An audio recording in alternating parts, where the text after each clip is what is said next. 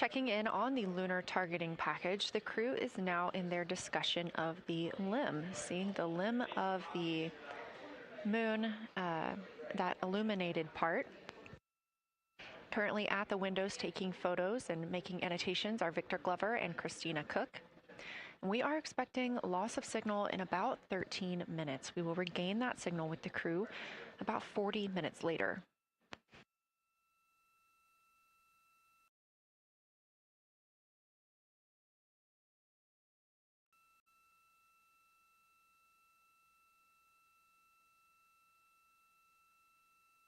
A milestone worth mentioning that this day marks the first time in more than 50 years that humans will observe the moon directly, a critical opportunity to practice how lunar science will be conducted during future Artemis missions.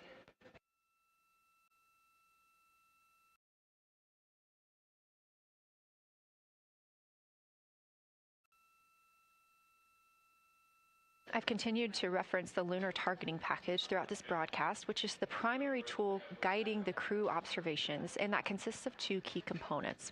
The first of those is the Lunar Geography Review, which helped the astronauts study major lunar features in advance. That also helped them learn to orient themselves during the flyby. The Lunar Targeting Plan provides a detailed timeline of observation targets, background science context, and specific instructions for the picture the crew should take, and verbal descriptions of what will be helpful to the science team reviewing those pictures later. That's what we've been tracking real time and what the crew is using right now to keep up with their next milestones.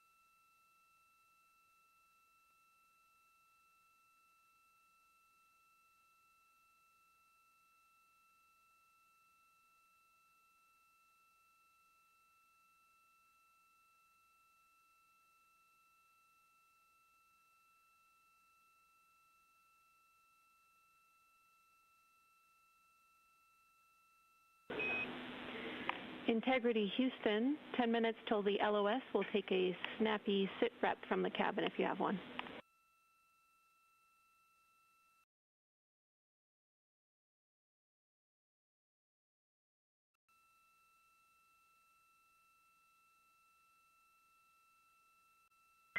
Okay, Jenny, that came, we missed most of that, but just a 10-minute warning, is that what you're saying?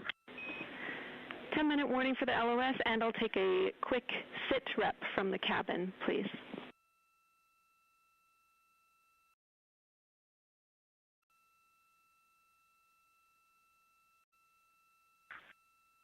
All right, cabin is still full of excitement. We've got Christina in window 2, Ike in Victor in window 3. Reed's actually been trying to get some images out of the docking tunnel. We can see the Earth and the Moon and part of the Moon out of the docking tunnel, which is pretty good.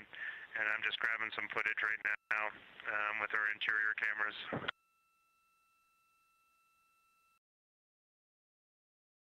Copy, Jeremy. We'd like to know what camera Reed is using and also the status of window 1. Looks like there might be a shroud removed.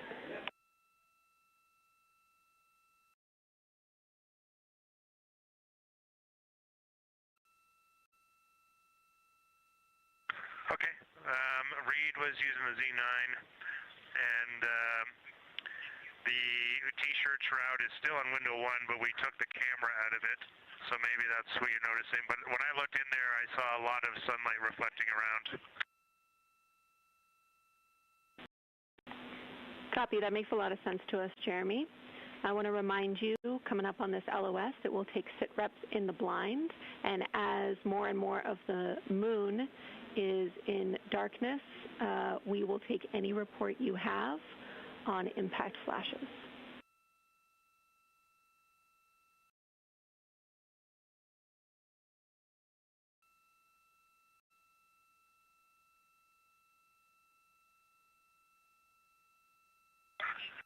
All right, Jenny, you'll have to say again your last. There's a lot of conversation here, and I was on the other side of the cabin, so I missed all of it. Look out for impact flashes, and we'll take sit reps in the blind.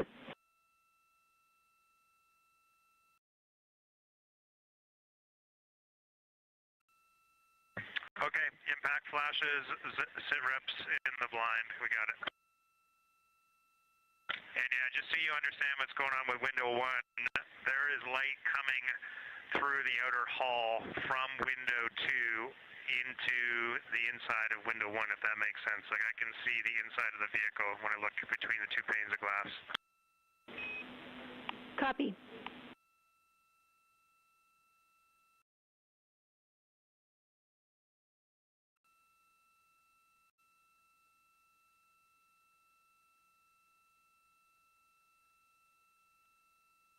You're getting your first live look at Orion, the moon, and the Earth. Everyone in this picture.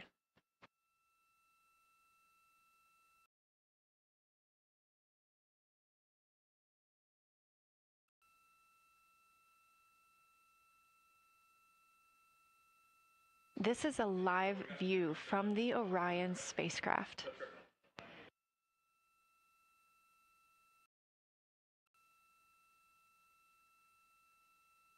Currently aboard Orion, 4 crew members, Reed Wiseman, Victor Glover, Christina Cook, and Jeremy Hansen. And on the Earth, all of us, all of humanity. You can see the moon is starting to get a little bit dimmer as the astronauts are going to pass behind it. Now 6 minutes and 26 seconds away from that loss of signal. Again, we will be out of communication with them for about 40 minutes until they come around the other side of the moon and we can re-establish contact.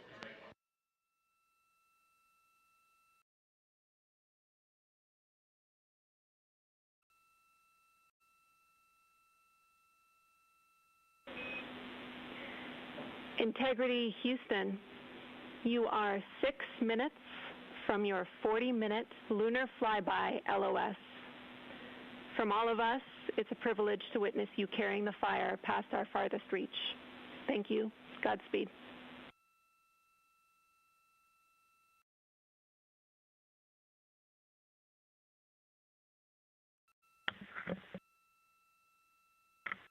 Thank you for that, Jenny, and thank you to all of you for allowing us the immense privilege to be on this journey together.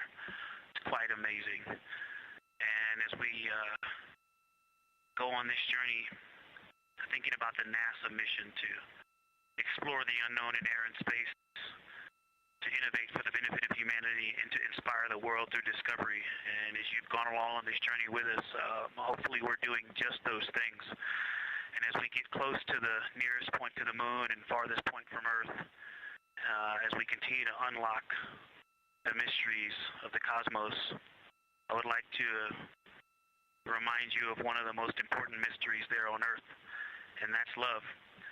Christ said in response to what was the greatest command, that it was to love God with all that you are. And he also, being a great teacher, said the second is equal to it, and that is to love your neighbor as yourself. And so, as we prepare to go out of radio communication, we're still to feel your love from Earth, and to all of you down there on Earth and around Earth, we love you from the moon.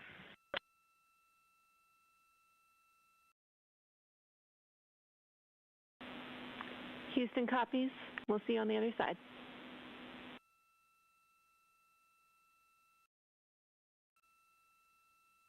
We will see you on the other side.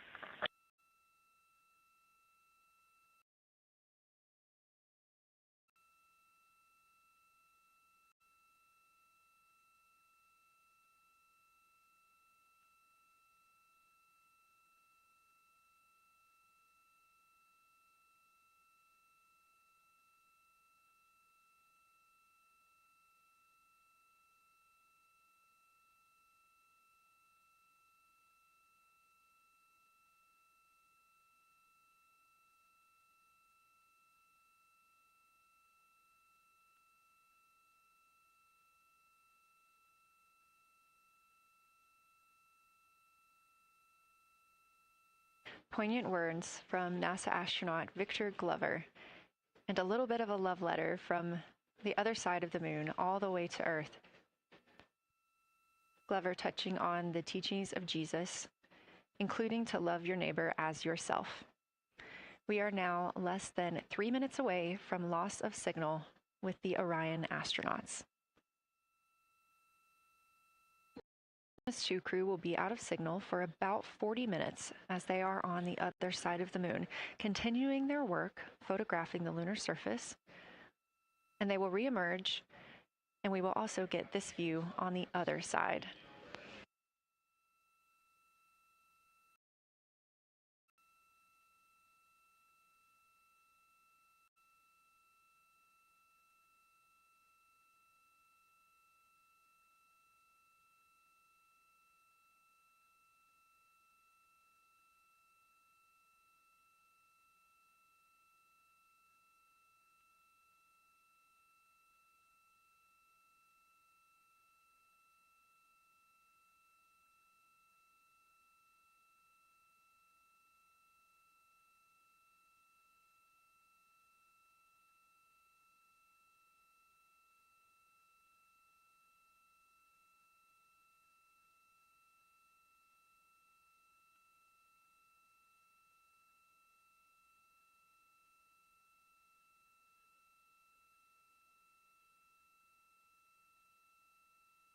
Just about a minute and a half now until we lose communication with the astronauts aboard Orion on the Artemis II mission.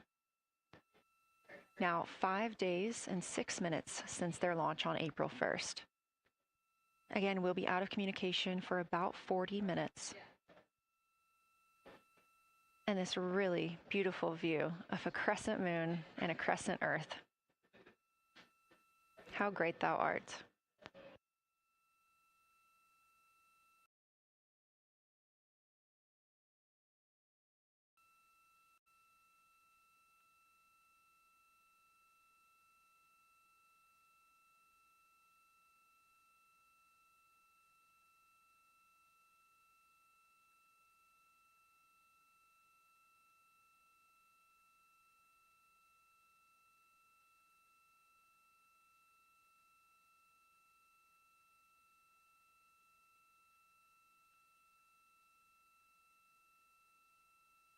"30 seconds now until we expect loss of signal.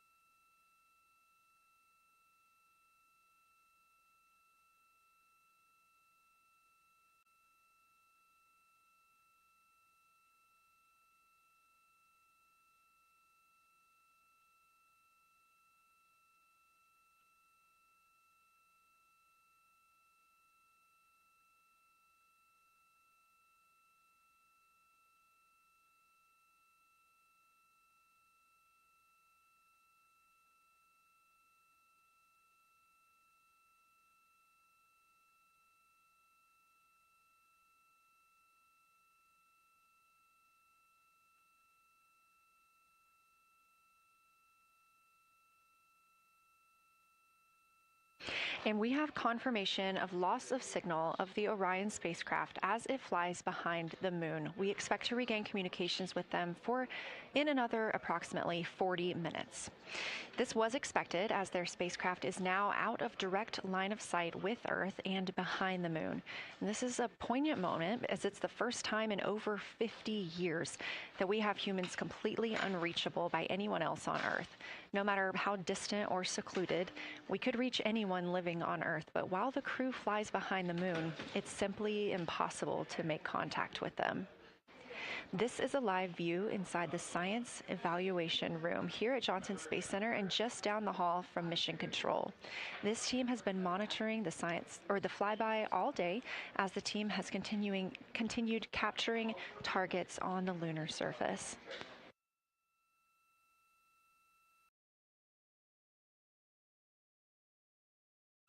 this team in action as they were helping the astronauts identify some of the features they were seeing on the moon but not expecting.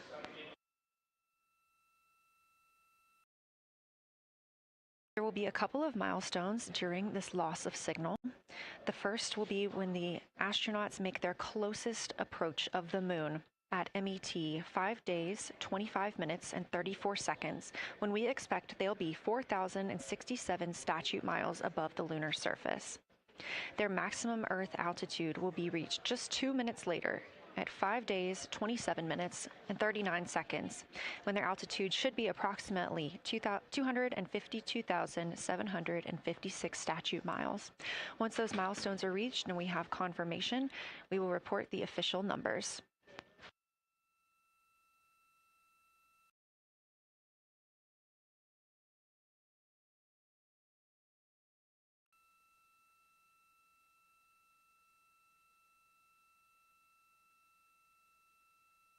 Throughout the Artemis II mission, astronaut voice, images, video, and vital mission data must traverse thousands of miles, carried on signals from NASA's powerful communications systems, the Near Space Network and the Deep Space Network. Let's learn a little bit more.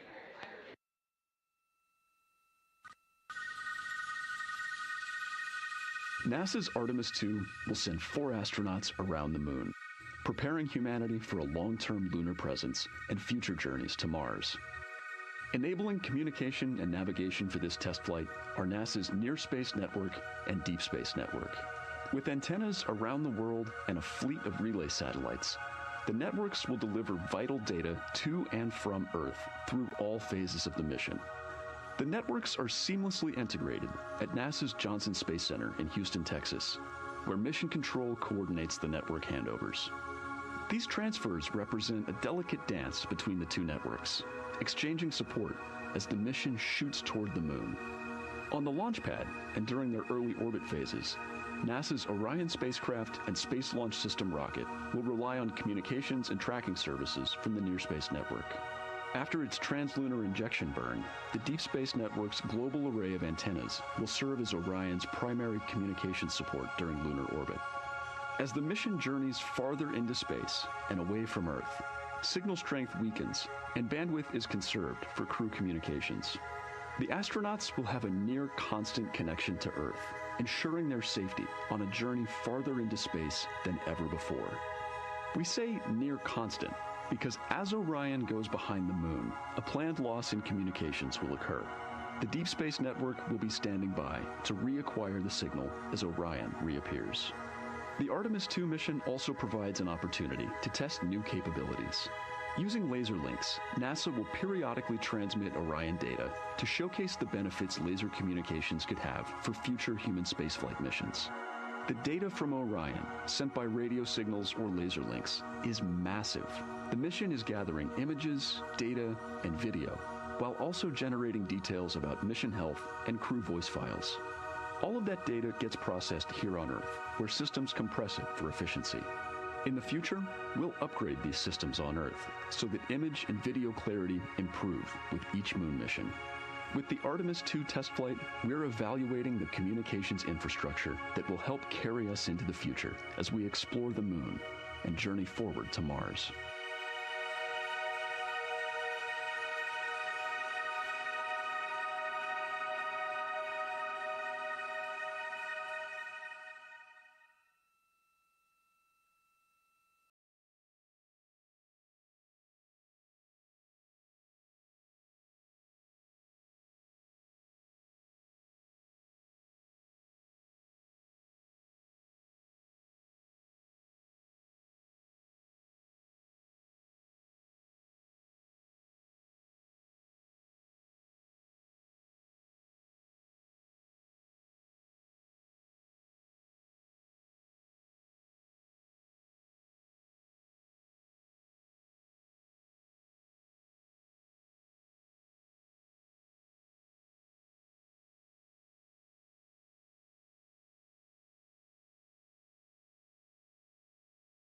minutes until we expect to regain communications with the astronauts aboard Orion. And in the meantime, I've got Dr. Kelsey Young, Artemis Science Flight Operations Lead, here with us. Thanks for joining me, Kelsey. Thanks for having me. This is such an exciting day. Oh, no kidding. It has been so cool to hear you communicating directly with the crew. And I know that you have been preparing for this for years, so I am so excited for you and for your team. So just to get into that background a little bit, tell me about your background and what you've been doing on console. My background is as a field geologist. Actually, I studied impact cratering in the field for my PhD, so all these descriptions of impact craters have me just absolutely swooning. How I got into this, though, is, during my PhD, I got an internship at NASA and ultimately never left to integrate science into flight operations. So we developed the Science Officer Console, for which this is the first mission we're supporting. We developed the Science Evaluation Room that's right upstairs, and so it's so gratifying to see this operation structure come to fruition, especially on a day like today. I would have to imagine so. And we've got a great view of the Science Evaluation Room right now. Is there anything that has stood out to your team so far? Absolutely. So as you might have heard in some of the press briefings and content that, we've been putting out, color and albedo were really exciting targets for us. We've heard several amazing color descriptions so far. Just to highlight maybe one of them, we heard about greenish and brownish hues near Aristarchus, which is actually a feature that we can see here from the near side. And those greenish hues could actually tell us something about the volcanic evolution of that area. So you can bet that the science team is going to be prioritizing downlinking those images and the crew audio that we didn't hear that went into those recordings to learn a little bit more. Wow, that is fascinating. I was hearing those colors and very interested just from a personal standpoint, because looking at the moon from, 250,000 miles away, we don't see green or brown. So just hearing that, them being so close and getting to see that, fascinating. And I know very exciting for you. So what are you expecting to see in the upcoming portion of the flyby? The upcoming portion is actually going to be really exciting. So right now, as we speak, while folks in the room are kind of taking their, their stretch breaks and everything, the crew are still hard at work. They still have targets to image and describe during this LOS. But when we come out, the first thing, of course, we're going to hear about is Earthrise. We're really looking forward to hearing about the crew's experience with something that we can connect with and that, Apollo 8 brought us such amazing images from. But then we start to get into describing the Terminator, as well as looking for things like lofted dust, which tell us about the modern lunar environment. Then the vehicle's going to orient away from the moon for an hour and then pivot back for the eclipse observations, which is a whole different set of science observations that we're really looking forward to. It's kind of nice that the crew will get a little break in there, because they have been hitting it hard today with photos and videos and annotations. What are you hoping that the crew sees coming up? Is it that lunar dust? Oh my goodness, that's a hard question to answer. I mean, we've already gotten such great descriptions. I mean, the Terminator seems to just be like one of their favorite things to look at and describe. So I feel like, that was something we were looking forward to. I feel like we've really gotten some great descriptions. So absolutely, I'm looking to the human moment of Earthrise. Lofted dust is an exciting one, and lofted dust will be a target for them in the right around the time of Earthrise, but again in the eclipse period. So I'm really looking forward to seeing. I mean, they've already highlighted just in the course of their flyby so far how the moon has changed, and this is going to be an even more dramatic change to go from their end of this kind of lunar illuminated piece of the flyby into the eclipse time frame. And I can tell you they're going to be experiencing a very different moon during that time, and I can't wait to hear what their observations are. Yeah, that's absolutely fascinating, and what an privilege that we get to do that on this mission, because that's not always the case. If we had launched on a different day other than April 1st or 2nd, we wouldn't have gotten to see that eclipse. Is that right? That's correct. April 1st and 2nd. I will say, I was asked a lot in the weeks leading up to the launch, well, what's your favorite day? And my answer truly was, there is no bad day to launch to the moon. We were going to get great science out of it no matter what, but it's a really neat opportunity to, bring the sun into the picture, bring different planetary bodies into the picture while still literally keeping the moon in center stage. Fascinating. So what differences are we looking for at each site? We're hearing a lot of different terms. We're looking at craters. We're looking at MWERI. What are the differences that you're hoping to see? We do have, as you highlight, kind of different prompts for each target. That's what they're looking at in their lunar targeting plan, which I know you've been showing. And we have even different prompts for the person with the really long lens on the camera versus the people with the unaided eye. And you've heard the crew talk about, oh my goodness, when I go from one to the other, I can really detect different nuances. And that's something that we experienced in simulations, but hearing them actually, see it for real has been really gratifying. But we're looking for different things based on the target. Sometimes we're looking for color. Sometimes we're looking for texture. For the Terminator, we're looking at kind of what texture and morphologies pop out to you and what kind of diversity you see along the Terminator. You've heard, Victor especially make some comments about future impacts for exploration. So already I think that their descriptions in this first part of the flyby have told us something scientifically, but also about future surface missions. Well, it was so interesting to hear Victor talking about he was imagining in his mind's eye being down on the surface and walking around. That was very cool to hear. And when we're thinking about targets, I know some of them are determined based on the launch day because that determines the lunar illumination. So the ones that we're looking at today, how and why were these selected? Such a wonderful question. This really gets at at the heart of some of our really highest priority science questions.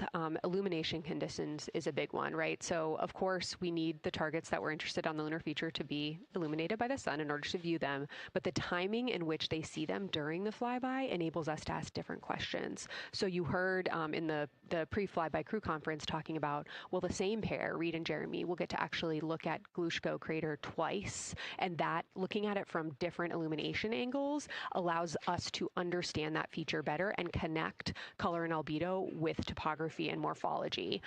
Then you have other craters where you want to look at it with the sun shining on it obliquely versus straight on, and that tells you something different about the scientific objective that drove the target being on the targeting plan in the first place. We've talked a little bit with the viewers today about what the crew is able to capture in this short time frame of those craters in different lighting conditions. Could take years for something robotic to be able to do based on attitude maneuvers and where the sun is at. So can you just talk a little bit about the importance of having both the robotic operation and having the crew? Absolutely. We definitely don't want to minimize the impact of orbiting spacecraft. Lunar Reconnaissance Orbiter is the one that's often referenced. Data from LRO and its payloads have really been instrumental in getting us, frankly, to this point for Artemis II and future missions. But the human experience, the crew observations that we've already been hearing about, it is such a perfect complement to the orbiting spacecraft data because they are able to have this unique perspective. They are far enough away where they can make these contextual observations. You've already heard it. How many times have we heard the crew and their science sit reps say, if I track this feature from all the way up here in the northern hemisphere down to the southern hemisphere, here are comparisons I can make. That right there is not something we had the ability to do with the Apollo missions, and it allows just literally in the blink of an eye to synthesize observations that it would take, a really significant effort to coordinate with different orbiting platforms, and they're making it like that.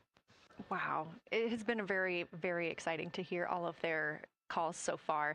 And so I've heard they were able to capture every single target so far too. Is that correct? I think that's correct. And I think it's important also to remember that, and I know the science team is anxiously awaiting this, we've been hearing from the crew members who are not at the forward windows, right?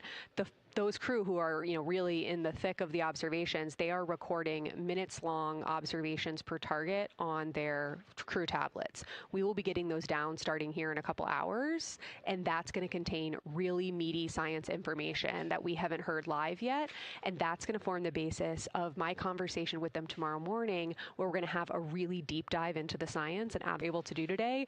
One of the most gratifying things for me today is hearing multiple crew members say, thank you for putting the discussion times in the targeting plan, because when we have had the ability to put multiple brains on a problem, we have elevated each other, and I'm looking forward to them, sleeping on it overnight, and that's tomorrow. Well, we're looking forward to it too, and I cannot wait to hear everything that you guys get to learn overnight from some of those audio recordings and just everything that they'll be able to share tomorrow. So, Kelsey, I know you are very busy. You've done a great job today, and thank you so much for joining us for this interview. Thanks for having me. It's such an exciting day. We are now expecting acquisition of signal in about 24 minutes. As a reminder, the Orion spacecraft has flown around the other side of the moon, where they are out of contact with our deep space network.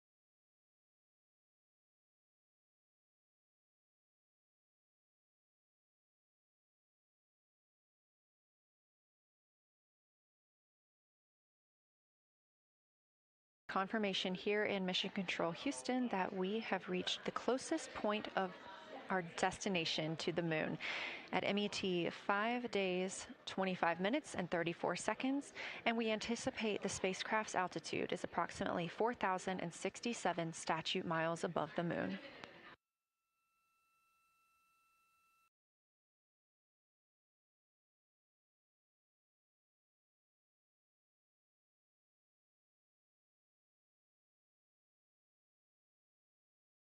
What the crew is doing while around the other side of the moon.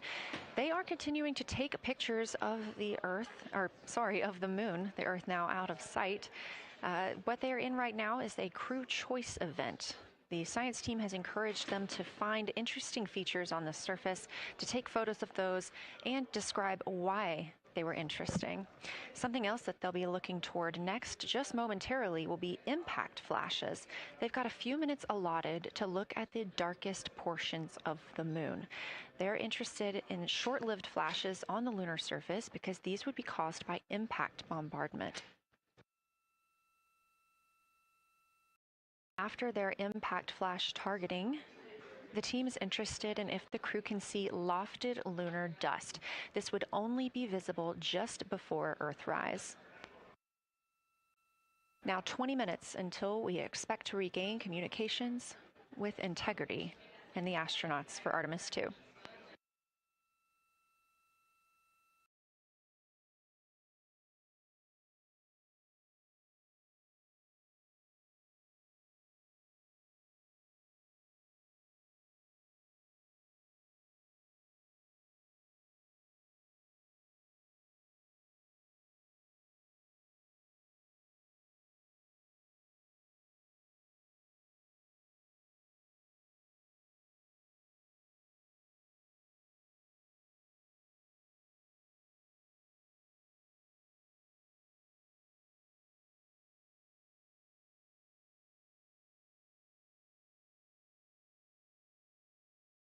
Houston at NASA's Johnson Space Center, but there's a team over 750 miles away also monitoring today's operations. And of course, just like us, they are in LOS, or loss of signal, with the spacecraft.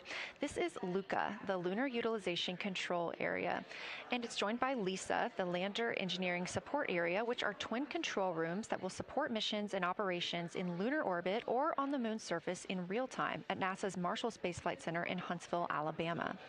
The Luca and Lisa are right next to each other and just a short walk away from the SLS Engineering Support Center, which is used during launch, and the POIC, where science on the International Space Station is monitored. Luca primarily supports Artemis science operations, while Lisa will provide engineering support for landing astronauts on the moon. During this mission, Artemis II, teams in the Luca will use the facility to support first-of-its-kind science operations to better understand the deep space effects of microgravity and radiation on the crew's physiology, immune systems, and ability to complete various tasks. The data from these science operations will inform future crewed flights to the moon. For future crewed missions to the moon, members of the NASA Human Landing System Mission Insights Support Team, a group of engineers, safety leads, flight operations experts, and technical authorities will work in the LISA. There, they will monitor lander systems in real time and be involved in key decision-making processes throughout the mission. Teams are using the LISA during Artemis II to observe mission operations and using the opportunity to inform and prepare for future crewed landings to the moon's surface.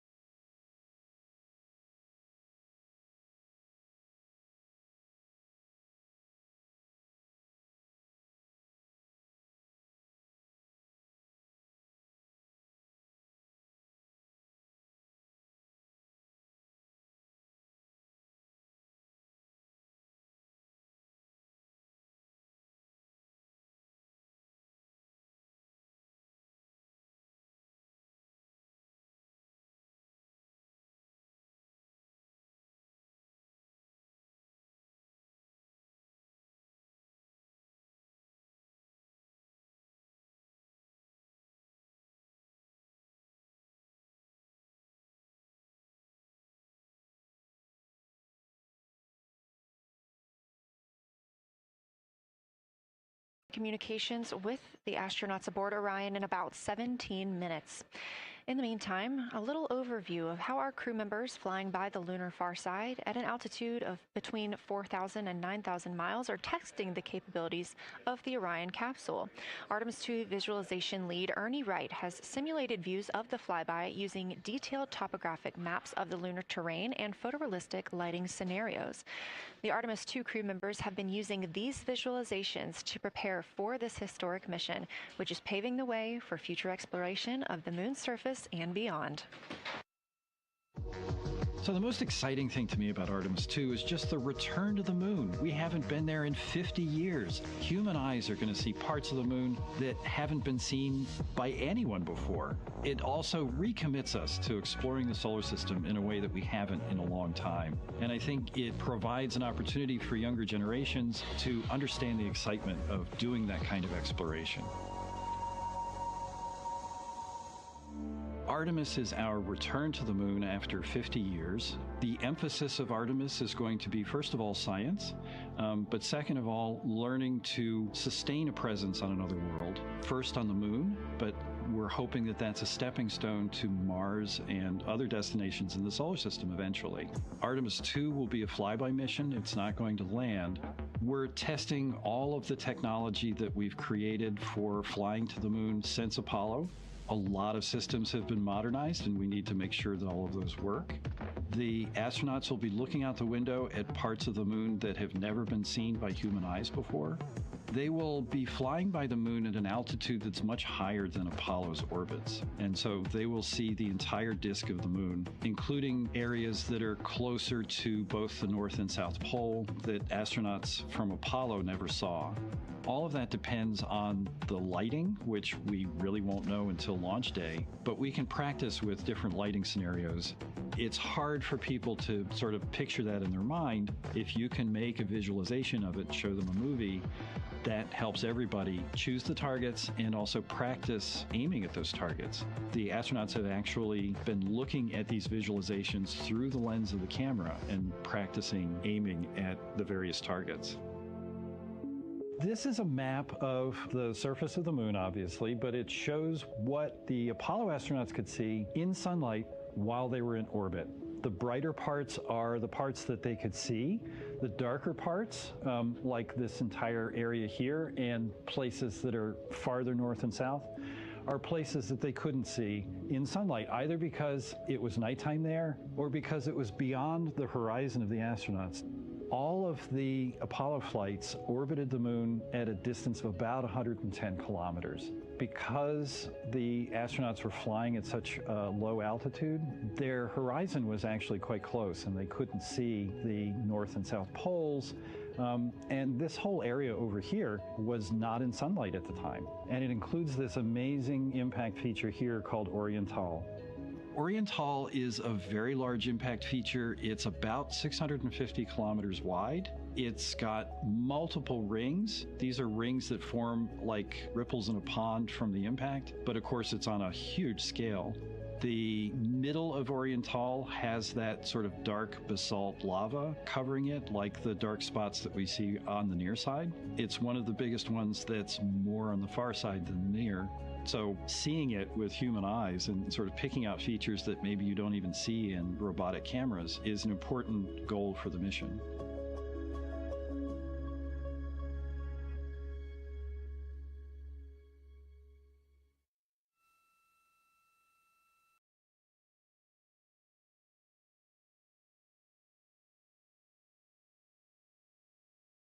Science Evaluation Room, or the ICEERA, here at Johnson Space Center in Houston, Texas, just down the hall from where we're at in the Artemis Mission Control Room.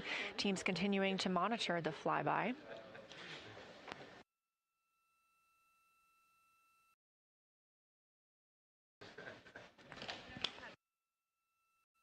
The crew continues their observations of the moon, even though they are out of touch with Earth. We expect to hear from them in 12 minutes and 26 seconds. Again, this is approximately 40 minutes loss of signal while they are out of reach of the deep space network. Right now, they are imaging or attempting to image lofted lunar dust. Throughout our coverage, we've talked a lot about the science and engineering behind today's lunar flyby, but we also spoke to the crew about what the moon means to them and how they see its place in human history.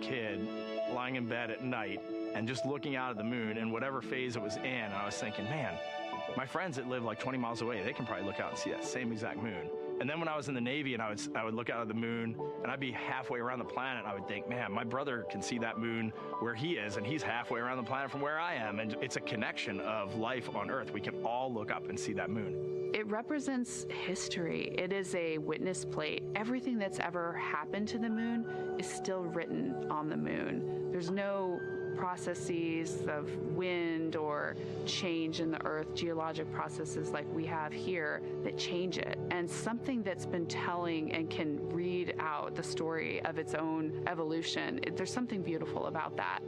I've also learned from my indigenous mentors that they refer to the moon as Grandmother Moon. So you've probably heard of Mother Earth. They use Grandmother Moon because Grandmother Moon is responsible for the water in their community. The grandmothers, sort of protect the water source, just like the moon moves the water around the planet, affects the tides. It's something that represents something different for each individual culture around the planet. And that's really neat because we all share that same moon in the night sky. We all have seen the same side of the moon in different lighting conditions our whole lives. And so it seems very familiar to us, but it's also kind of unknown. When we get up close, some of the imagery that we'll get to describe and to share with people will be very unique.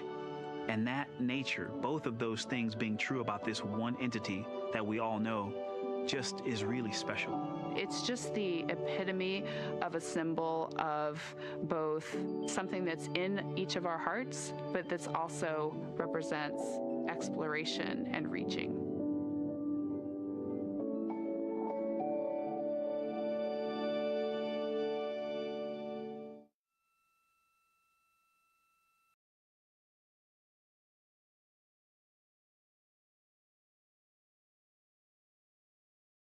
Inside Artemis Mission Control here at Johnson Space Center in Houston, Texas.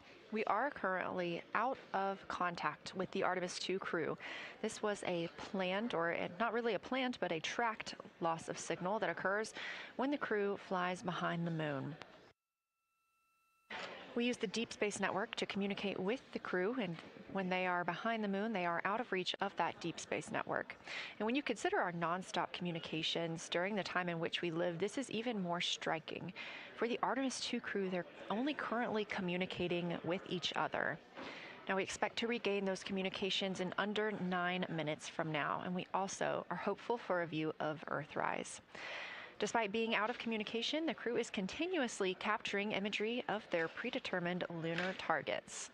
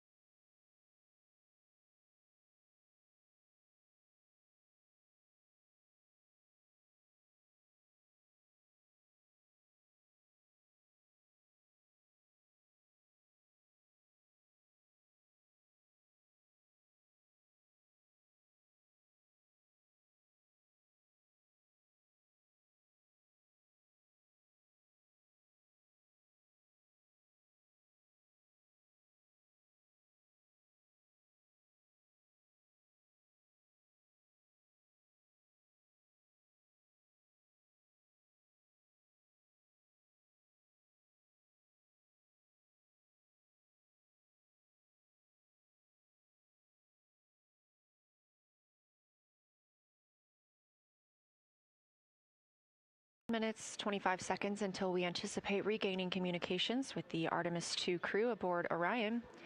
In the meantime, Artemis II lunar science deputy lead Marie Henderson is trained these astronauts to capture and document their views of the lunar surface for all of us to enjoy back here on Earth.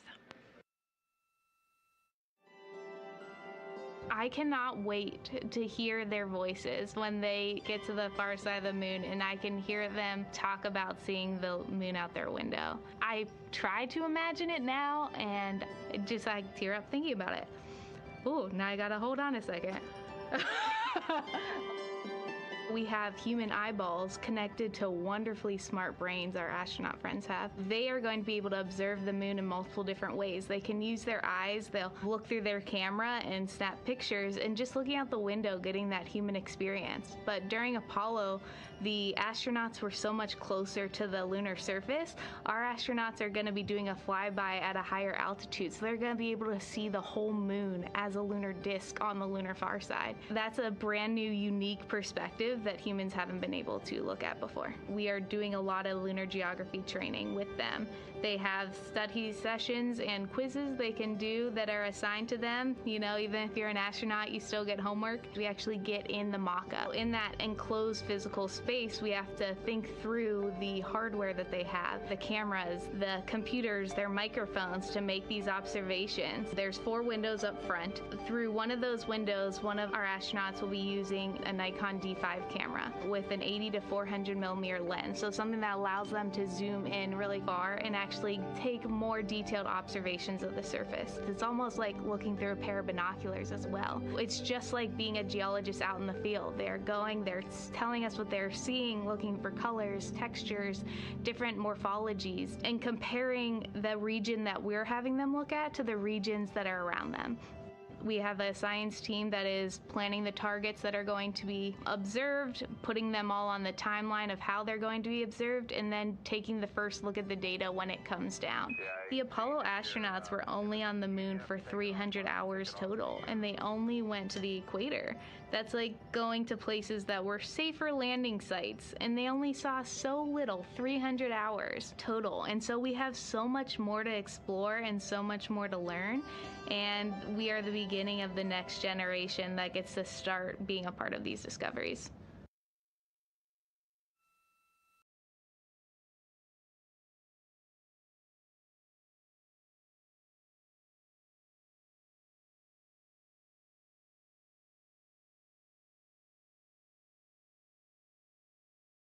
minutes and 28 seconds until we expect to regain communications with the astronauts flying aboard Orion on the Artemis II mission. They are now flying behind the moon. While behind the moon at an MET, or mission elapsed time, of 5 days, 25 minutes, and 34 seconds, we expect this was the point in which they made their closest approach, 4,067 statute miles above the lunar surface.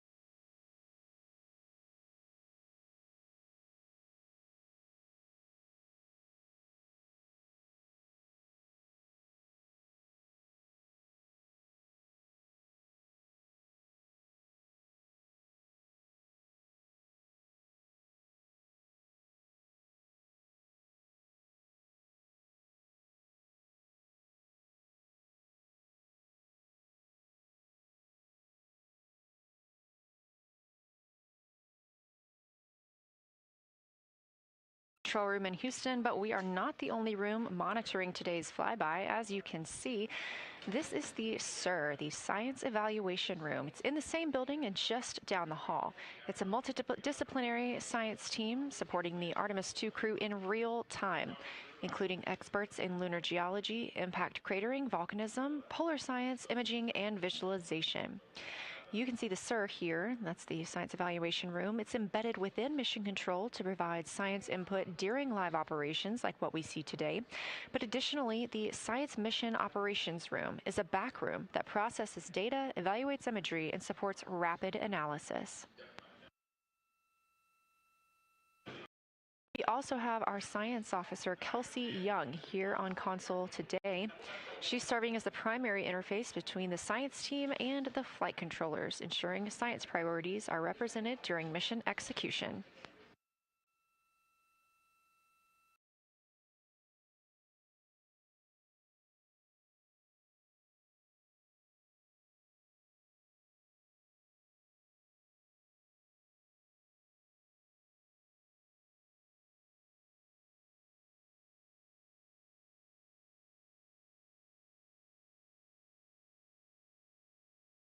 One minute and 36 seconds until we contact Orion.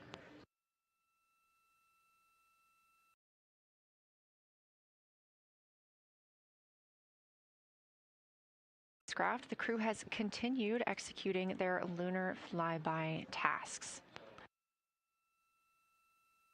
As we discussed earlier today, these activities have been precisely timelined, and this is the fourth of 5 blocks of time during which the crew will be observing the moon from Orion's windows. At this time, pilot Victor Glover and mission specialist Christina Cook are observing the moon at windows 2 and 3.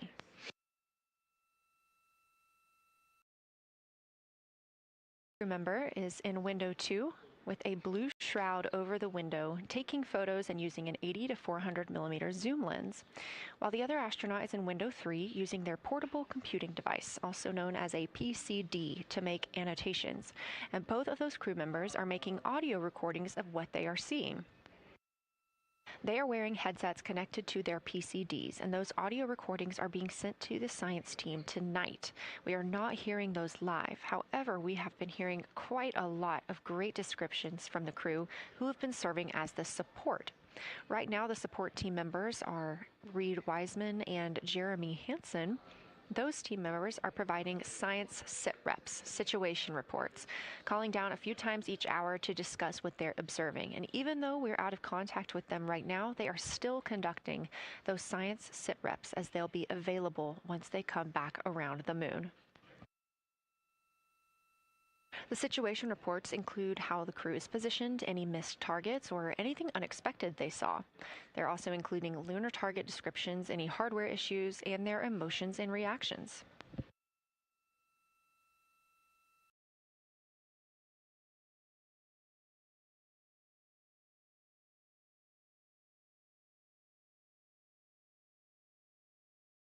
to acquire signal from the Orion spacecraft.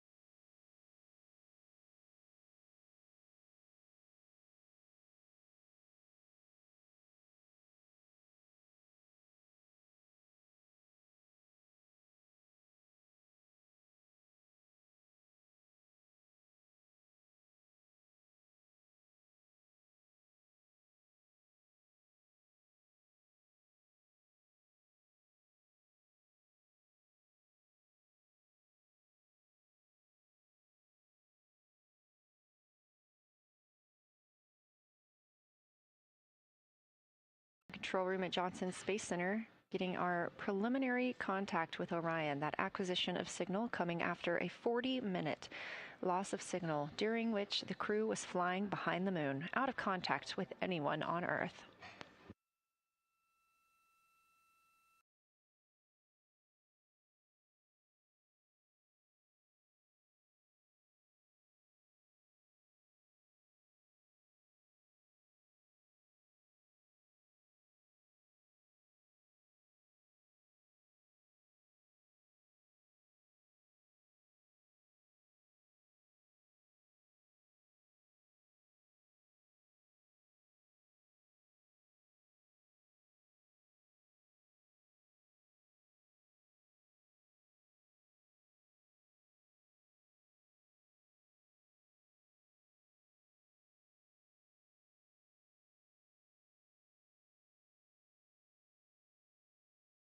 First views from Orion after the loss of signal. Orion has come back around the other side of the moon, and that little crescent that you see is Earth, over 252,000 miles away.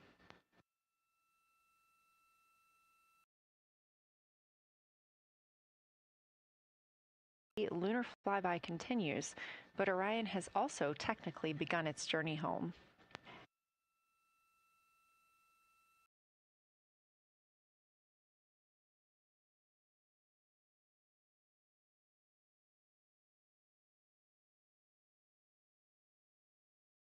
A few moments to enjoy and take photos of Earthrise for themselves, and we expect to contact them shortly.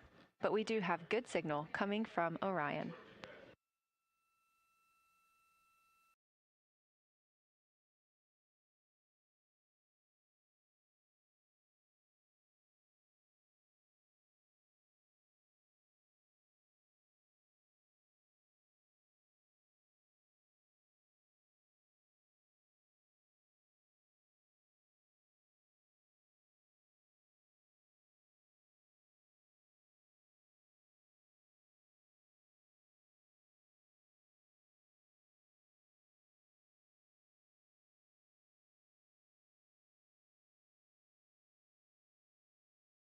Inside the Orion spacecraft, all 4 astronauts now back on the other side of the moon and in contact with us on Earth. Their tasks for lunar flyby did not stop as they went behind the moon and out of contact with us. We anticipate during that time they were attempting to image some impact flashes, short-lived flashes on the lunar surface, which would be caused by impact bombardment and potentially even lofted lunar dust. Right now, of course, they are getting pictures of Earthrise. After this target, they will get a short observation break. It's about an hour long, actually. Houston, integrity, comm check. Integrity, we have you loud and clear. How many?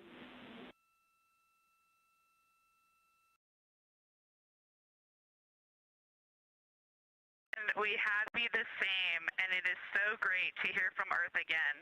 To Asia, Africa, and Oceania, we are looking back at you. We hear you can look up and see the moon right now. We see you too. When we burned this burn towards the moon, I said that we do not leave Earth, but we choose it. And that is true. We will explore, we will build, We will build ships. We will visit again. We will construct science outposts. We will drive rovers. We will do radio astronomy. We will found companies. We will bolster industry. We will inspire. But ultimately, we will always choose Earth. We will always choose each other. Integrity from Earth, our single system, fragile and interconnected. We copy. Those of us that can are looking back.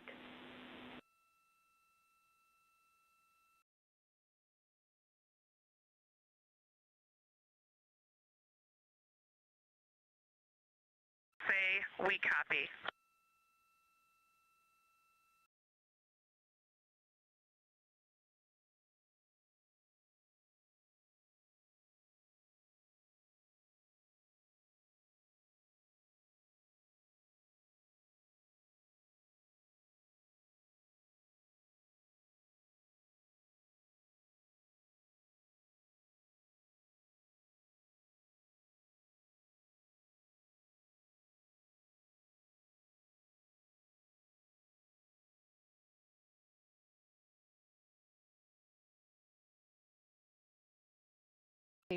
Back with the astronauts aboard Orion. Christina Cook calling back to what she said just before translunar injection burn, that with this burn, we do not leave Earth, we choose it. The translunar injection burn served as not only what put them on this trajectory to fly around the moon, but what also committed them to splashing down in the Pacific Ocean on Flight Day 10.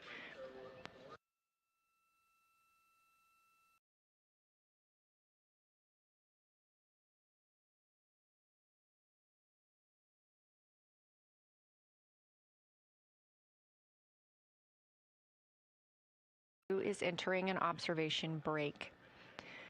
We expect this to last about an hour, and it's probably a welcomed break following their very, very busy day taking pictures, making annotations, making audio recordings, and communicating all of the wonderful things that they are seeing on the moon.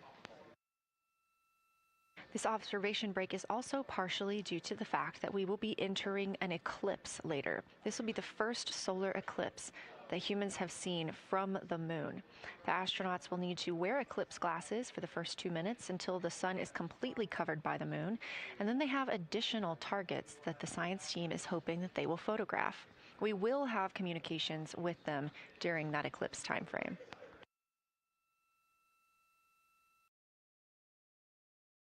That eclipse, Orion's attitude must be changed right now so that its solar arrays are in the sun.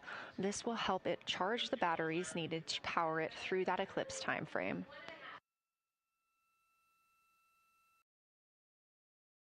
On your screen is a visualization. The spacecraft now 4,224 miles away from the moon, and that number will now continue to grow, while the number of distance from Earth, 252,699 miles, will continue to shrink all the way until our crew is back home.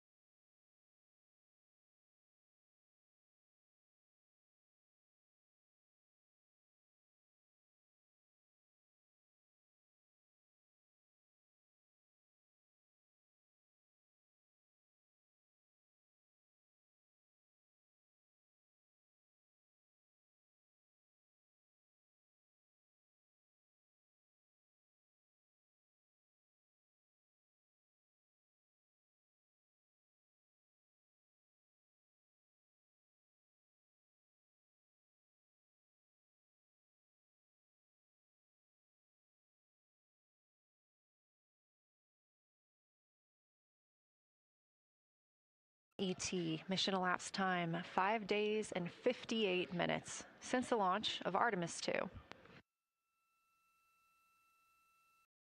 We have reestablished communications with the crew and the Orion spacecraft, now entering a little bit of a break while they are out of visibility, or the moon is out of their visibility. The spacecraft will be reoriented to view the moon ahead of an upcoming eclipse. This current attitude maneuver helps charge the solar arrays and batteries aboard Orion that will power them through the eclipse.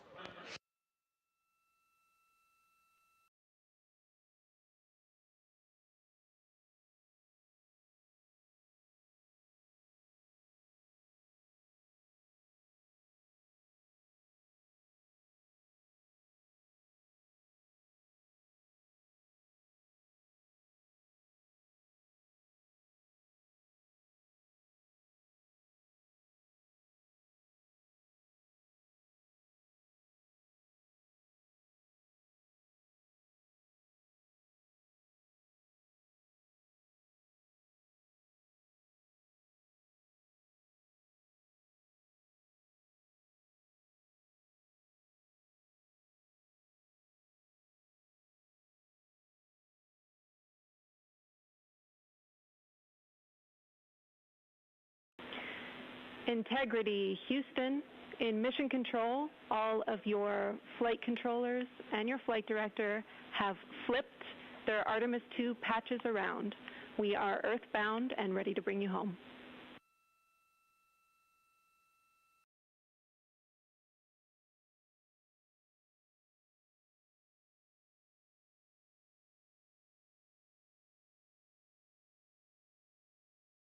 That's great.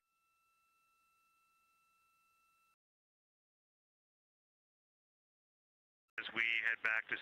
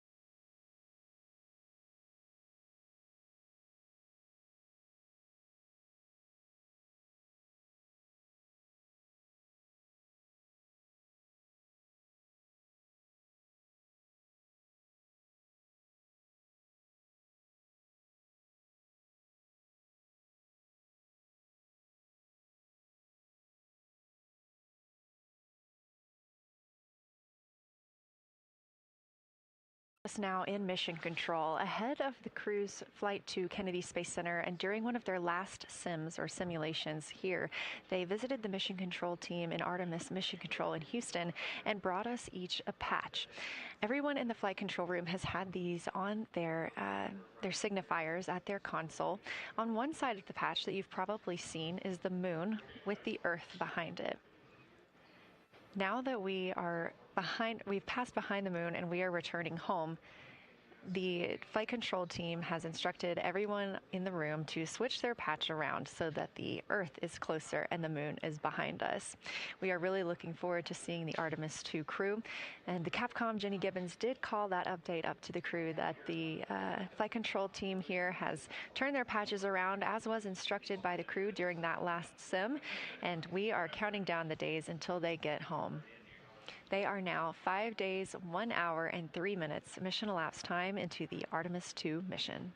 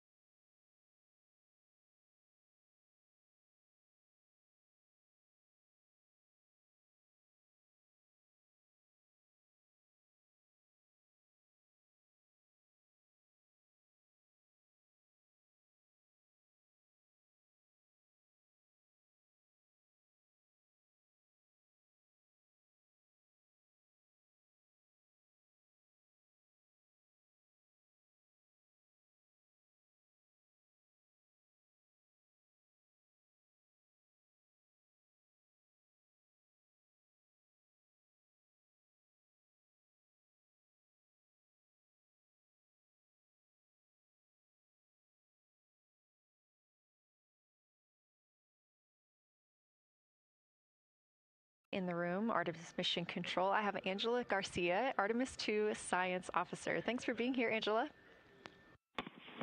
It is an honor to be here. What a day. Everyone's been buzzing. I can't contain myself. So it's been a really awesome day. So you're sitting on console at the Science Console now. Have you been in the SIR earlier today?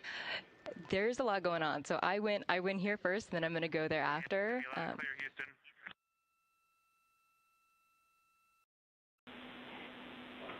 All right, Integrity, we hear you. That was a little clipped, but I think we have a better link now. We experienced some blockage from a solar array.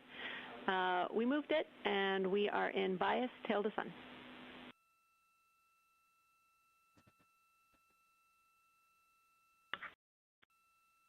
Okay, Houston, you're coming in loud and clear, and copy, we're in bias tail to sun now.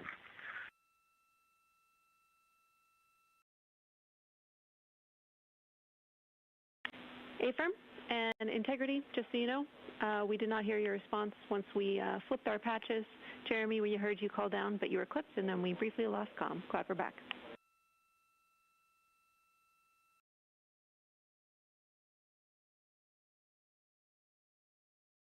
Copy that.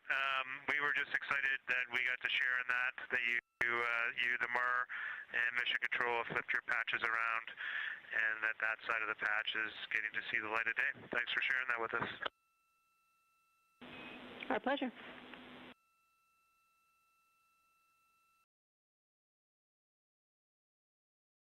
So can you tell me a little bit about your role supporting Artemis II and the science preparation for the mission? Yes, so I'm one of the 3 science officers. So Kelsey's been on console all day. I'll take over kind of closer to the end of the day. And then Trevor Graff is on the planning shift. And so it's the 3 of us in this 24-hour cycle supporting the mission. And so the science officer console is a brand new console to Mission Control. And it's not every day that you get a new discipline incorporated into Mission Control, so it's been such a significant milestone for us. And it's just a testament to like the commitment that the Flight Operations Directorate and NASA have, that they're going to be integrating science and maximizing science throughout Artemis. So it's really exciting. And then the science preparation. So I'm on the operations team, but I'm also on the training team. So all the incredible training and shout-outs that you've gotten today, it warms my heart. It warms everybody's heart in the science evaluation worm. I promise you that. But so all the classroom training, the field training, the mission simulations, right? We were part of all of it, and that is what we did to get the crew to be. They are a part of the science team, and they are the forefront, that nice edge, and they're just been doing such a great job today. I know. I imagine that you have to be pretty proud of them. Their reports have been fantastic. So I would like to know a little bit about how you have developed procedures for this crew. What kind of science activities are they carrying out inside the spacecraft? Yeah, so the procedure development has been a unique challenge. I would say the exploration science that we're doing is inherently pretty flexible, and operations is, I'd say, inherently has more structure and rigidity. And so to marry the two and to operationalize the science that we want to get done has been a challenge. But I think we've been able to go through these processes and create good products at the end and have a good plan. And yeah, it's been really great. What was the second part of your question? Just what kind of these science activities that they're performing, which of those have you really had a hand in? Yeah, so a lot of the procedures help organize what the crew is doing in the cabin. And I know we've talked a lot about, what they've been doing, and they've been doing a lot, and it's been a little dark, so I can re-explain what some of those things that they're doing. So the observation blocks are about an hour long, and the crew is organized, the 4 crew members are organized into 2 pairs of 2, the window team and the cabin team. And the lunar targeting package that you've been showing up and that the crew have on their handheld tablets is really the instructions for the window team. So the window team, the 2 crew members are looking out the window. One has the camera with the long lens, one has, they're just looking out the window with their unaided eye, and they're taking these detailed observations. And then halfway in that observation block, they do the window team position swap. So that's what Capcom's been calling out, and they'll switch positions, so each crew member has a chance to have that long lens. And then that's just what the window team is doing. There's also the cabin team, where they also have duties that they're doing. We're asking a lot of the crew in this time. And then the cabin team, they have the interior camera, and they're taking images inside the cabin. They're also supporting the window team, where, you've heard some call-outs where looking out at the bright moon and then looking inside the dark cabin and looking at their LED screen is a lot. So the cabin team is also helping support, target, and guide the window team into specific targets on their plan. They're also helping call out these science situational reps. So they're looking out a different window and listening in to what the crew who are really down and in the science on the window team are doing, and they're giving us insight. And those recordings that the window team is doing are going to be uplinked or downlinked overnight, and we're going to be able to chew on that data. But yeah, they're helping. They're doing a lot. And so making sure we have a plan that's flexible, but also make sure that we check off all those boxes was really important. So tell me a little bit more. You talked earlier about the analogs that the crew has done. What kind of analogs or environments were really useful for this? Yeah, so for procedure development, right, you have so many different environments that you can do. You have classroom, like we said, you have the Orion mock-up, you have simulations, and at least for developing the plan, we kind of did it in a tiered approach, because each of those different analog environments helps us answer a slightly different question and has a little bit of a higher fidelity. So we would start with the classroom. So we would we would just get into a classroom, we would put all the hardware on the table, and then we'd almost role play of like, you be Victor, you be Reed, you be Jeremy, and I'll be Christina, and like, let's just do the plan how we think we should do it. Write that down, and then just keep iterating on that, and then Integrity Houston for a tag up pre-forward link LOS in place of the Flight Director Conference.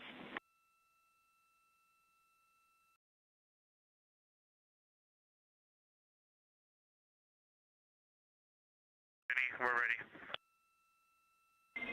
All right, crew, I'm going to roll through a couple of topics here. The first 2 are for timeline. First of all, read for your toilet maintenance. It is a shortened toilet maintenance where you do not have to do the oxone changeout. That portion of the procedure is canceled. Victor, you have an HHP stop activity on your timeline. We need you to perform that as scheduled for bandwidth reasons. For your next portion of the flyby, in particular the eclipse, we want to remind you that you can take off the eclipse glasses when the sun sets and you are simply looking at the corona. And then finally, for the D5 with the long or zoom lens, which is set for solar corona, we want to remind you that when you are capturing Earth shine, you will likely have to adjust the exposure. That's all I have for you. Let me know if you have anything for us.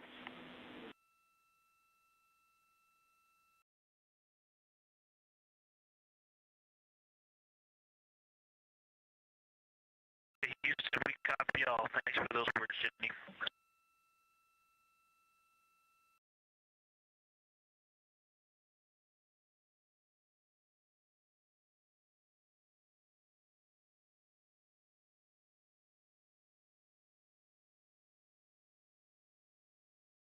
Up to the crew ahead of a forward link LOS, meaning that we won't be communicating with them, but we will be receiving their communications and data during that time frame. So Angela, we were talking about analog environments. You were telling me about the classroom and getting in there and pretending who's Victor, who's Reed. Tell me more about this.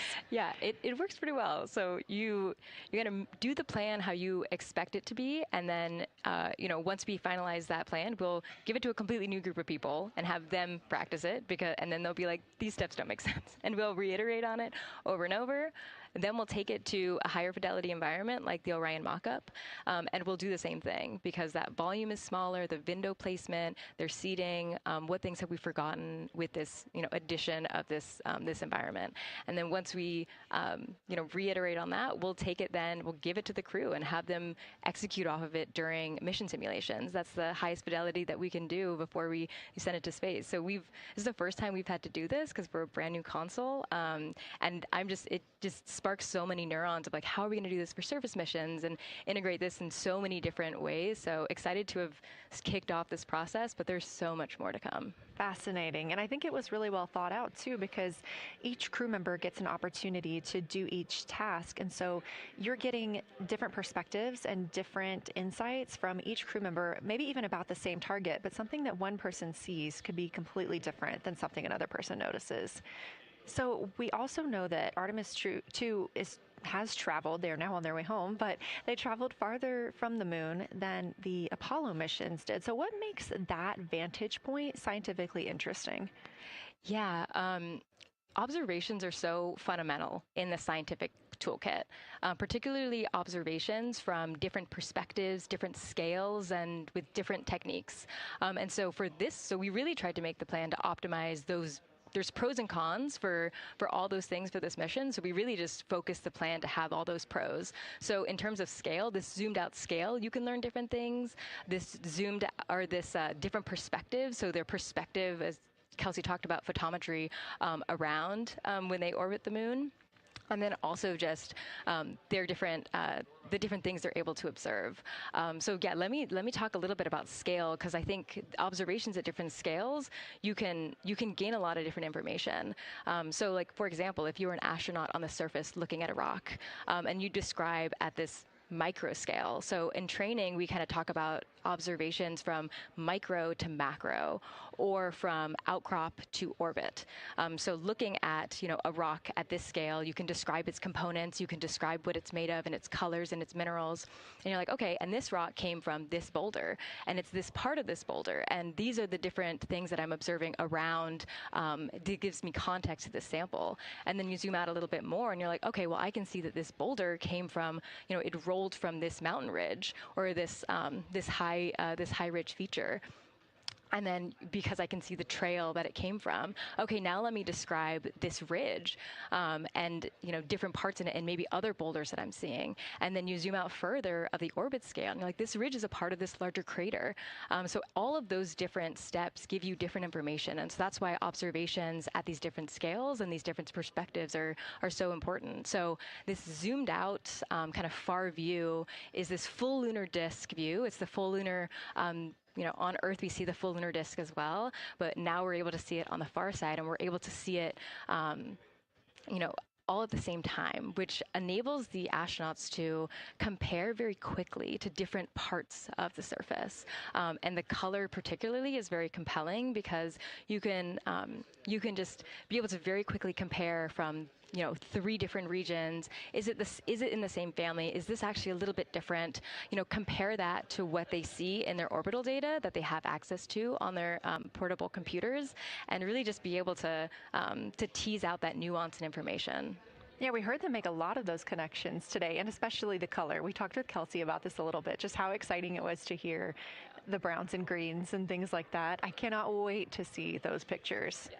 So one last question. We are coming up on the last lunar flyby observation block, and this is when we are going into a solar eclipse. So can you tell me what you're interested in the crew learning during that time frame? Yeah, so the data set. So yes, there's so many things. How to pick one. So I would say the thing that I'm most interested in seeing is some of their annotations that they're taking. So in this opportunity, it's a very dynamic type of experience in that we don't normally see this activity, and so being able to have crew observe the solar corona and then also annotate it in their on their portable computing device is just such a unique thing that humans can give to missions, and also particularly being able to annotate what they're observing while they're talking about it is also unique to being able to have astronauts in orbit as well, because we won't be able to have annotations on the lunar surface because the astronauts will be in suits. They're going to be collecting samples, they're going to be deploying instruments, and so personally, I'm really excited to see some of these annotations and to see how that develops over time, because you've heard a lot of descriptions, and I think when people are describing something that's unique and different, you can interpret it differently. But if you're drawing and you're marking, particularly just going back to like the color provinces, for example, and those boundaries, you know exactly what they meant. And really, I'm just very excited about those annotations. There's been some famous annotations that the Apollo crew have made, particularly about solar coronas and the structures that have, and lofted dust that have given a lot of debate within the scientific community of they're observing this phenomenon, and now it's our job to hypothesize of like why are they observing this, like what is going on.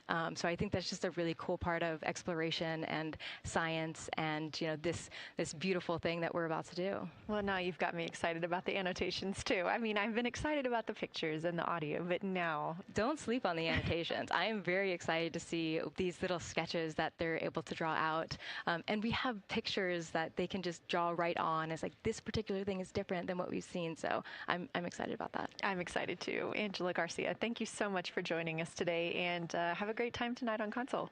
Thank you, and you've been doing a great job, and so excited to see where we go from here. Thank you so much.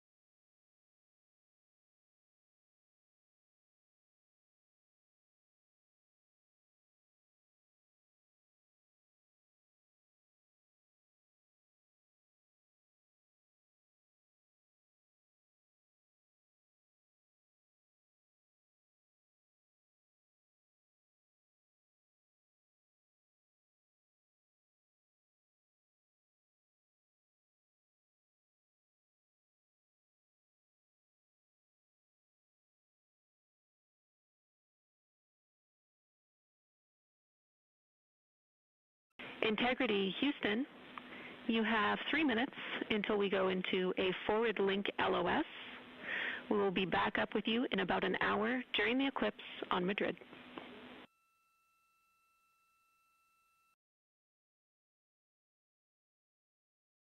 Thanks for the heads up. Look forward to seeing you on the other side. Likewise.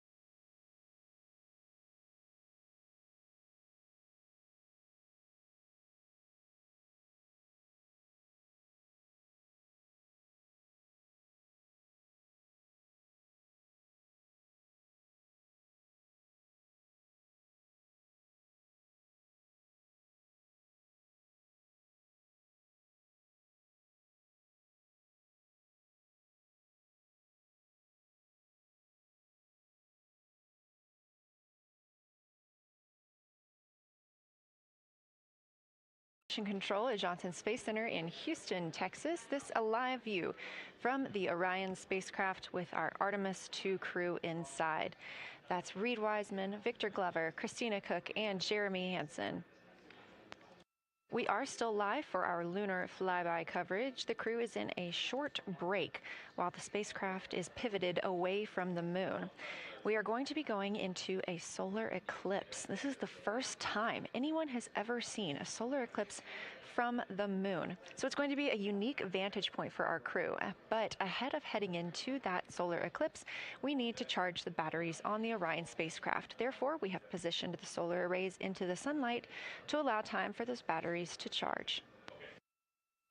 We will get back pointed at the moon just in time for that solar eclipse. We are also in a forward link LOS. What that means is essentially we cannot send calls or commands to the crew right now from the ground. However, we clearly get all of their data and communications.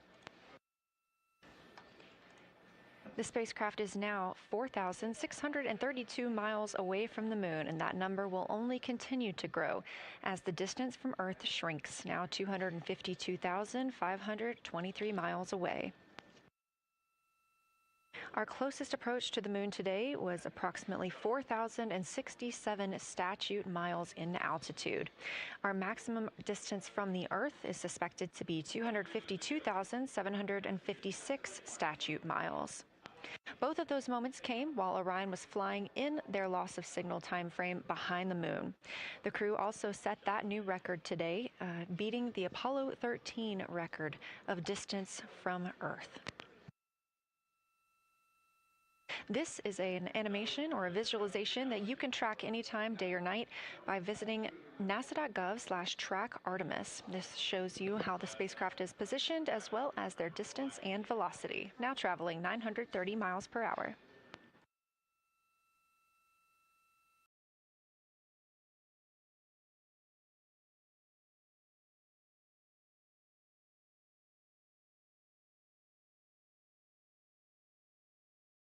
This break in their time today, the crew is working on a couple of other tasks. Some of those include their National Geographic timeline test. National Geographic was selected through a competitive process by NASA to help tell the story of Artemis II. So you've seen the crew with some GoPros inside the cabin, taking videos and pictures, and with other cameras as well. National Geographic plans to leverage its portfolio of media assets, including magazines, social and digital content, and television programming for engagement opportunities.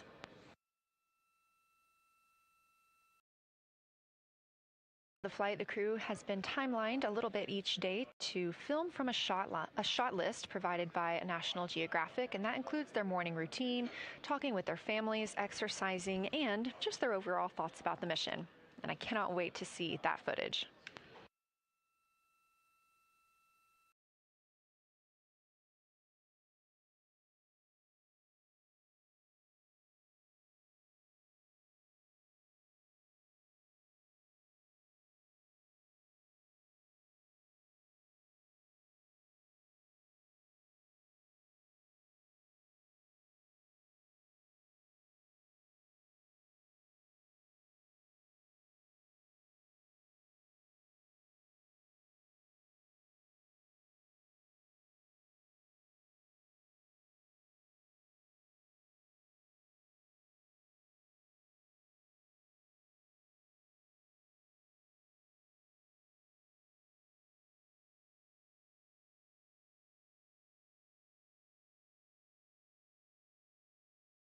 On reporting that the spacecraft is looking good and that the power aboard is good as well, all setting us up in a proper position before eclipse.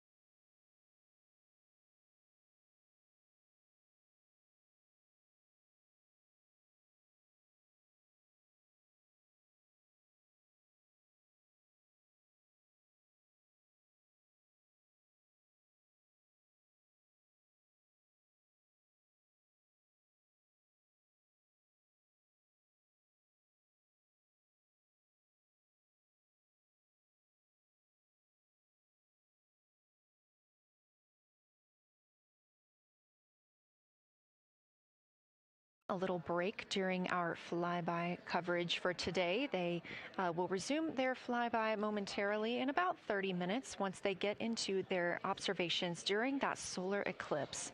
Now, the moon is our nearest celestial neighbor, orbiting Earth at less than 250,000 miles on average.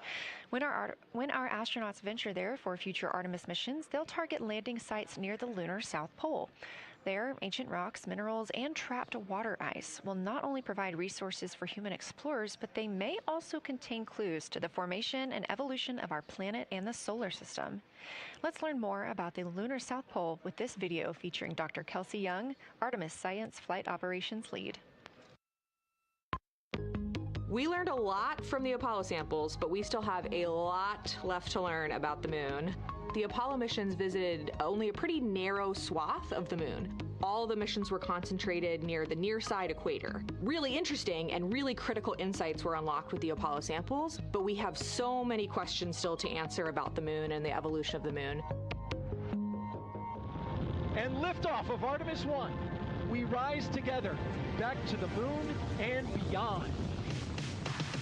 NASA's Artemis missions are NASA's plan to send people to the surface of the moon. We'll be sending people and roving assets and scientific equipment to, among other things, answer a lot of really compelling science questions. Scientists have a lot to learn about the moon. It's our nearest celestial neighbor here to Earth, so what the moon has experienced, we've experienced. Except here on Earth, we have things like plate tectonics, oceans, forests, people that erase the rock record. Whereas on the moon, that whole record of our planet's history, of the moon's history, is just kind of waiting there at the surface for us to explore. The South Pole, which is where Artemis missions are going to target, is specifically interesting for a couple key reasons. We think there are volatiles at the South Pole of the moon that are not present near the equator. Things like water and water ice that are trapped in the lunar regolith, which basically just means lunar soil, that can easily become untrapped from that lunar regolith, and scientists can scoop up and study for return to Earth. The lunar South Pole is a really exciting scientific target, and it also comes with some challenges for operating. For example, the lighting environment will change drastically within the course of one mission, and even over sometimes the course of one spacewalk. So preparing the crew members, preparing the hardware that we're sending to the moon, and preparing the mission control teams is really, really important. The South Pole Aitken Basin is particularly exciting. We think it's one of the oldest and largest impact basins in the solar system. And if we can get the right rock from the South Pole Aitken Basin and bring it back to our labs here on Earth, we can use that sample to constrain the entire evolution of our solar system and really understand the timing of how the moon and our planet and the entire solar system evolved.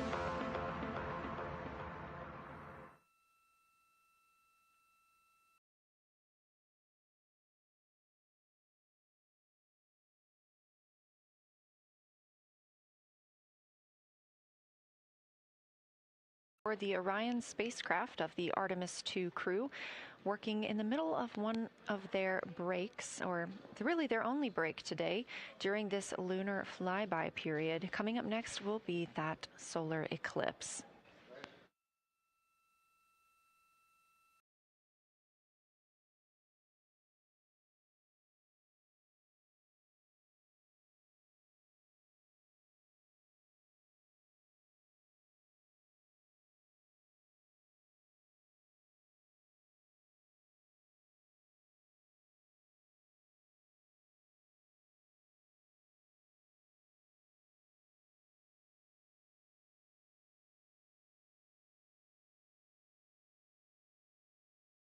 Of course, throughout today, you've likely heard the crew being called with the name Integrity.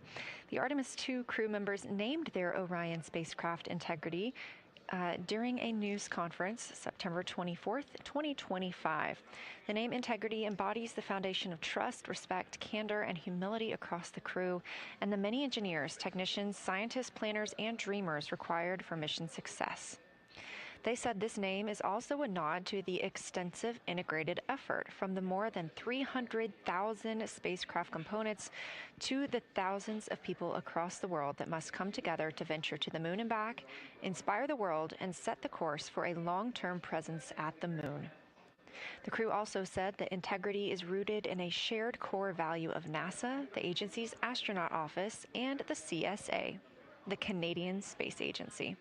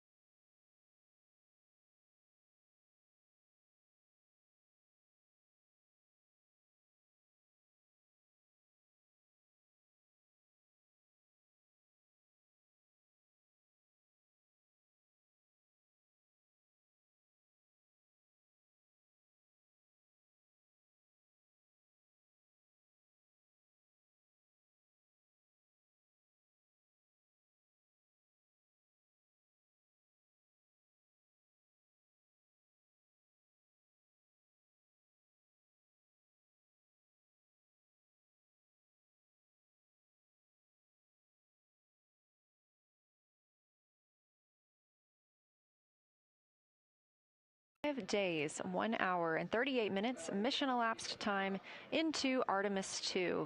In this view on the screen, you can see the crew starting to even look through some photos that they may have captured today.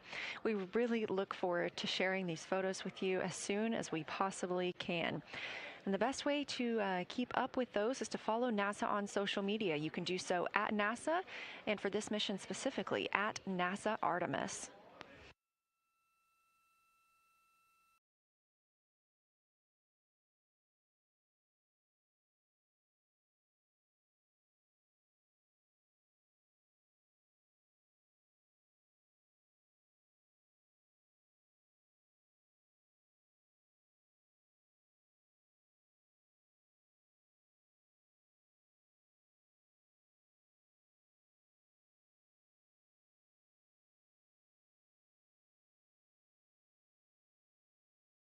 Forward link LOS, or forward link loss of signal with the crew, meaning that we're not able to communicate or send any commands to them right now as they were.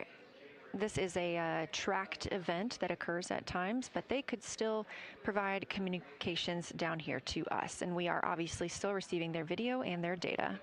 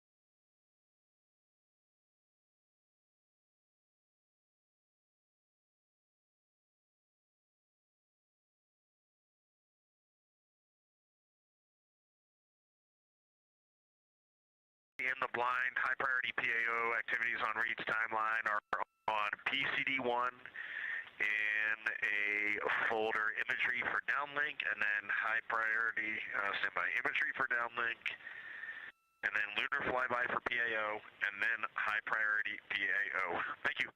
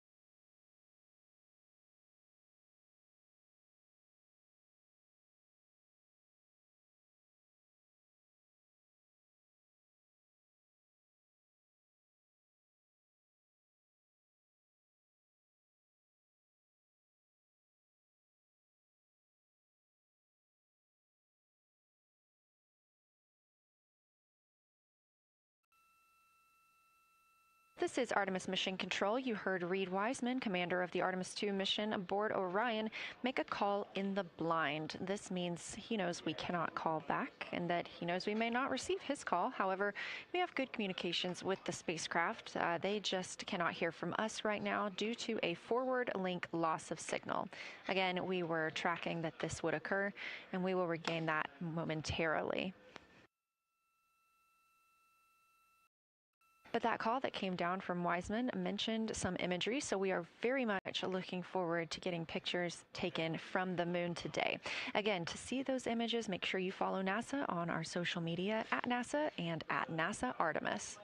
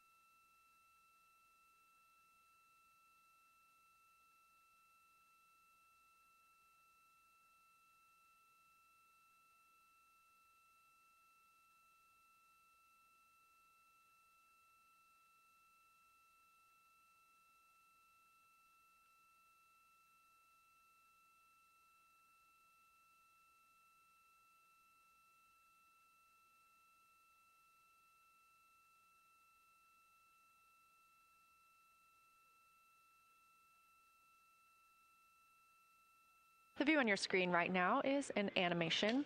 This is called Arrow, or Artemis Real-Time Orbit website. You can visit this for yourself at nasa.gov/trackartemis, and you can watch as we continue to grow closer to Earth and farther away from the moon. It's all seemed to happen so fast so far, and we're coming up on splashdown now in 3 days, 23 hours and 31 minutes.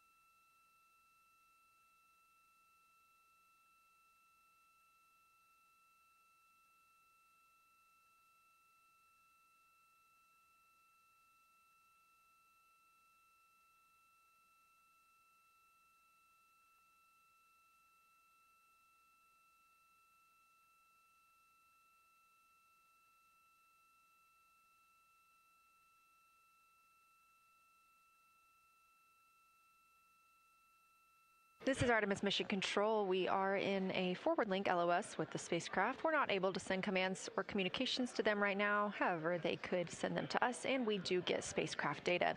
This is tracked as we are on the Deep Space Network. This is the network that we use to communicate with the spacecraft now that we are so far from Earth, over 252,000 miles.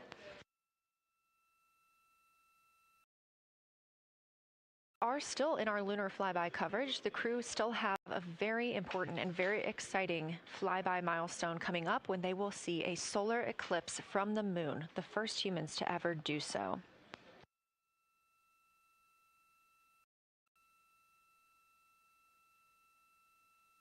Something that we also have to consider when it comes to our missions and launches is space weather. So since the Apollo 16 and 17 missions, there were some solar eruptions near that time frame that could have been dangerous to our explorers. Over those 50 years since those storms, the data, technology, and resources available to NASA have improved, enabling advancements towards space weather forecasts and astronaut protection, which is key to NASA's Artemis program to return astronauts to the moon.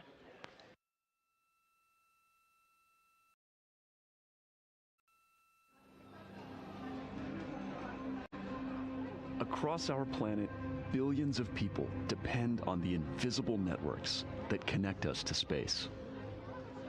Every day, those networks are at the mercy of our temperamental sun and the space weather that it unleashes across our solar system. That's why NASA's Space Weather Program tracks solar storms from the moment they erupt, modeling their paths, anticipating their impacts, and leading the research that the world's industries rely on. NASA's space weather research and modeling is driven by the needs of society and enables critical decision-making that equips pilots to reroute around high radiation areas, farmers to adjust GPS-based precision planting and harvesting plans, and power grid operators to mitigate the impacts of potential surges. For those exploring other worlds, NASA provides 24/7 space weather monitoring for Artemis crews at the moon and future Mars astronauts who may be exposed to dangerous levels of radiation during solar storms. Whether you're a pilot or a passenger, a farmer or a consumer, a power grid operator or energy customer, a satellite controller or GPS user, space weather impacts us all.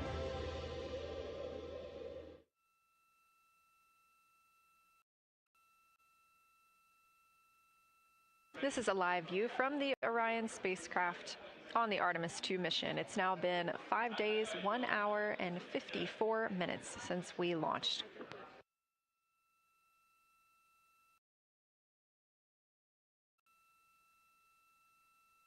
We are still in our flyby coverage, and the crew is on a short break right now as we have changed the attitude of the spacecraft to help charge the batteries aboard. We use the solar arrays to gather energy from the sun and store it in the batteries. That way, when we are not in the sunlight, we have those batteries to continue powering Orion. Now, we're doing so because the Artemis astronauts are about to experience a solar eclipse from their capsule. And this is a solar eclipse that no one else on Earth will experience. This eclipse is about 54 minutes, and to the astronauts, it'll look a lot like a total solar eclipse on Earth, except the moon is going to be huge compared to the sun, unlike when you watch one on Earth and the moon and the sun appear about the same size in the sky. We're interested to learn if they see the outer corona when the sun is fully obscured by the moon. And because of how big the moon will be from their perspective, the total phase of the eclipse will last nearly an hour. The astronauts will see a partial solar eclipse as the moon covers and uncovers the sun, which is before and after totality. So, much like us on Earth, they will have eclipse glasses so they can safely view that portion. The astronauts will also be using cameras to capture images of the corona during the eclipse.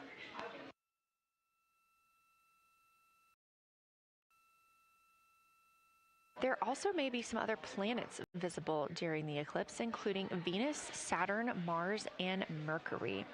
If they can identify what part of the sky they're looking at, this can help train future Artemis astronauts on what part of the sky they're seeing. This provides useful knowledge in challenging situations when they may need to rely on that information instead of instruments for navigation and orientation.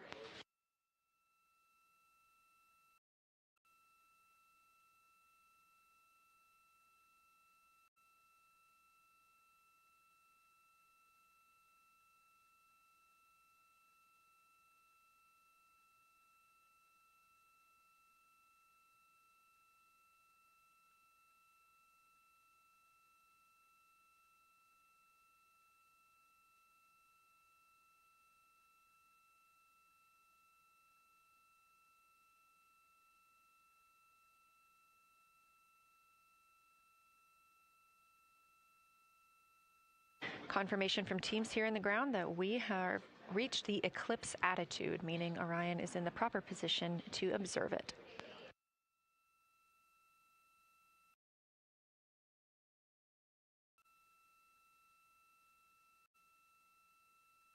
The astronauts' break during this observation period is now over, and we are resuming their lunar flyby observations. The first of these is sunset. This is the solar corona that we'll be looking for. It's the outer atmosphere of the sun. The science team is also interested in if the astronauts can see polar plumes. These are thin streamers that project from the sun's north and south poles. Additionally, they're interested in seeing if the crew can witness coronal loops. These are arcs close to the sun's surface. And something else that we've previously mentioned is lunar dust. This is dust from the moon that is lofted above the lunar surface and illuminated by the sun. It was reported visible by Apollo astronauts.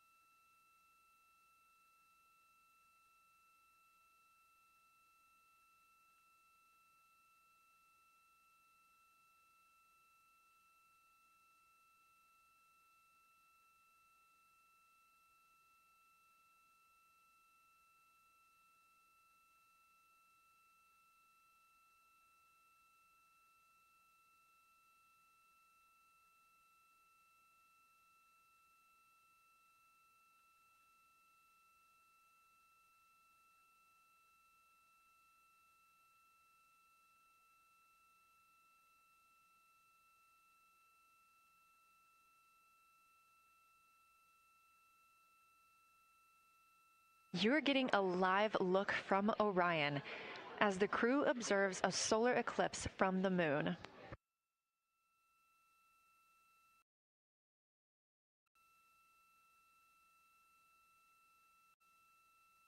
Again, this solar eclipse is only visible to the crew on the spacecraft. It's not visible to anybody on Earth. The science team is interested in several different targets for them during this time frame. And we're personally looking forward to getting those images as well.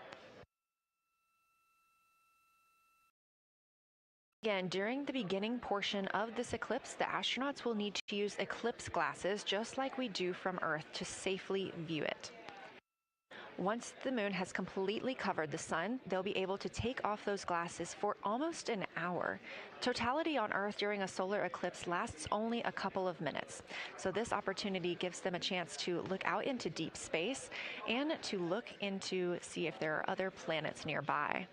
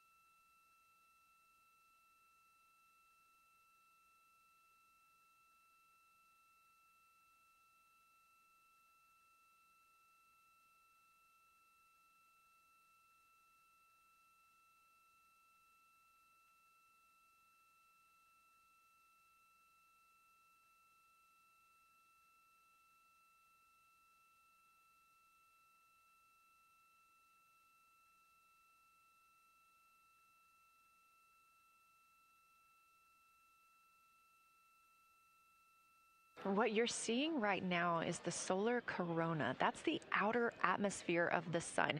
And the science team is very interested in any images that the crew can capture of this. They're hoping that they'll take pictures and describe the visibility, color, and shape of the solar corona as a whole and its substructures, those plumes and streamers.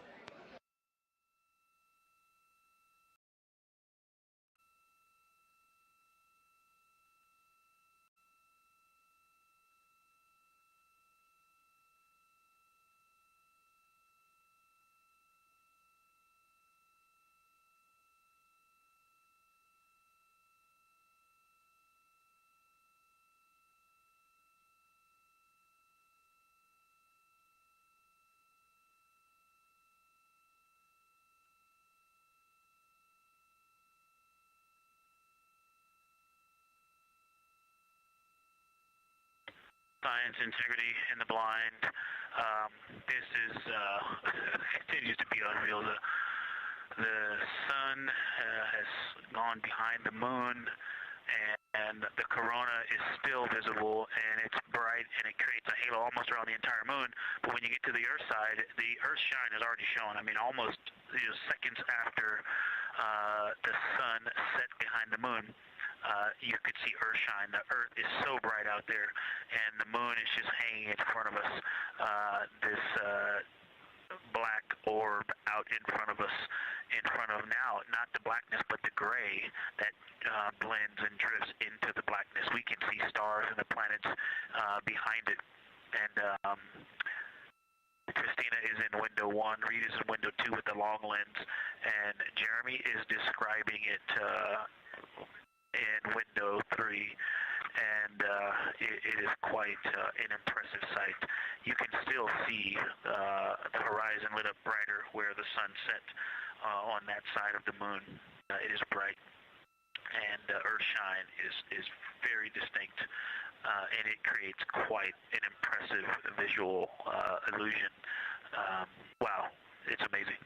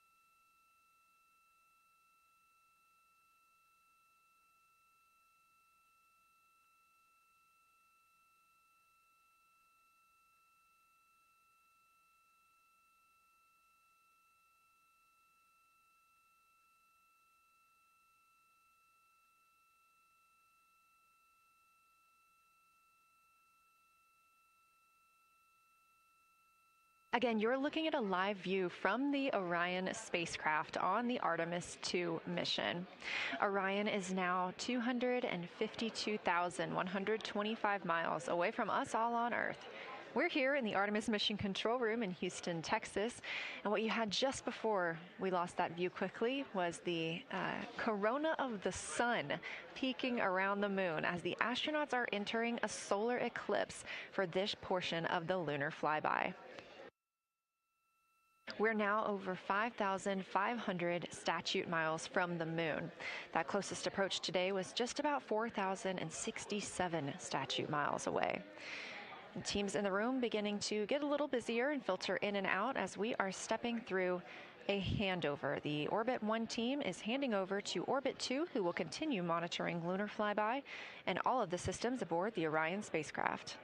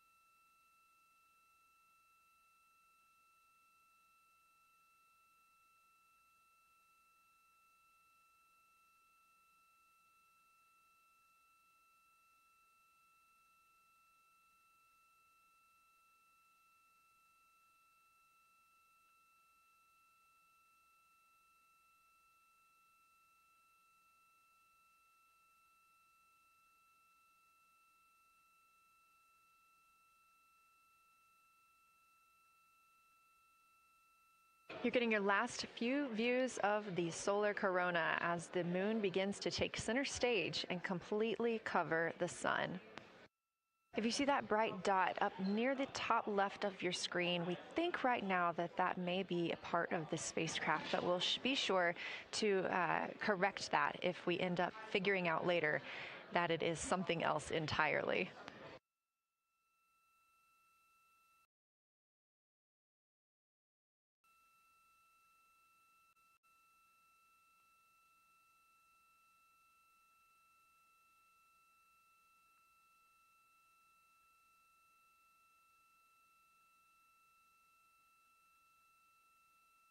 It has been an absolute honor to join you here today for the lunar flyby of Artemis II, the first time humans have flown by the moon in over 50 years.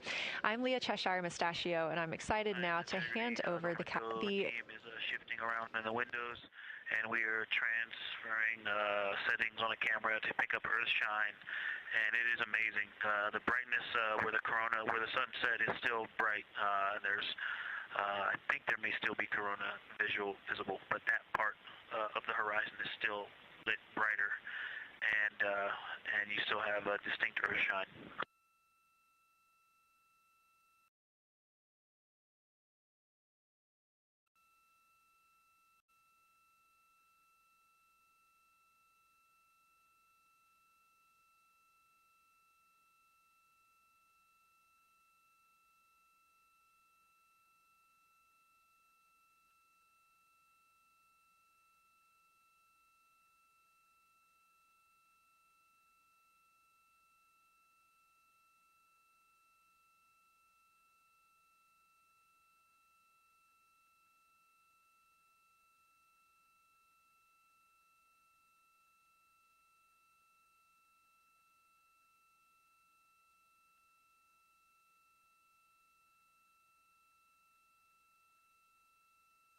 You know our rules that we don't talk when the crew is talking, so wanted to give Victor Glover a moment there to call down what he was seeing now that the moon is covering the sun. A really amazing time during today's lunar flyby. Again, thank you so much for letting us help tell this story today. I am Leah Cheshire Mustachio, handing it over to my friend Anna Schneider at the PAO console as the Orbit 2 team comes to join us. So thank you so much, and I hope you all enjoy tonight. Anna, you can take it away.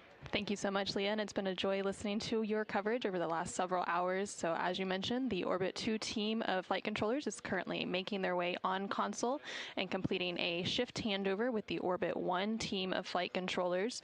The Orbit 2 team tonight will be led by Flight Director Diane Daly, and she is currently handing over with the Orbit 1 flight director there on your screen, who was Flight Director Jeff Radigan.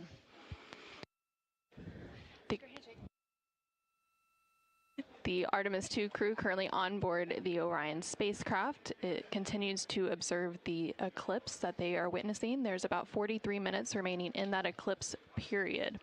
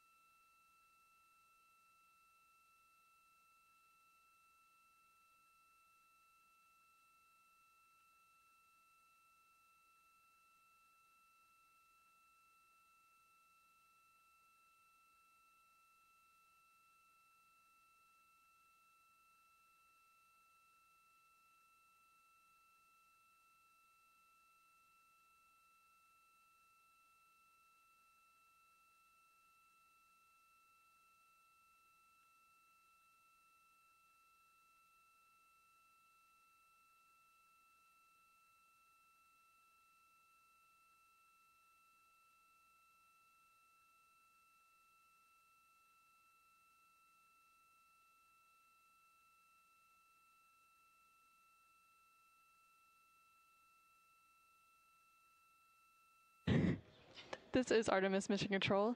You are currently seeing a live view of the solar array wing cameras on the Orion spacecraft. We spoke with our science team, and they did determine that that dot in the distance is Venus.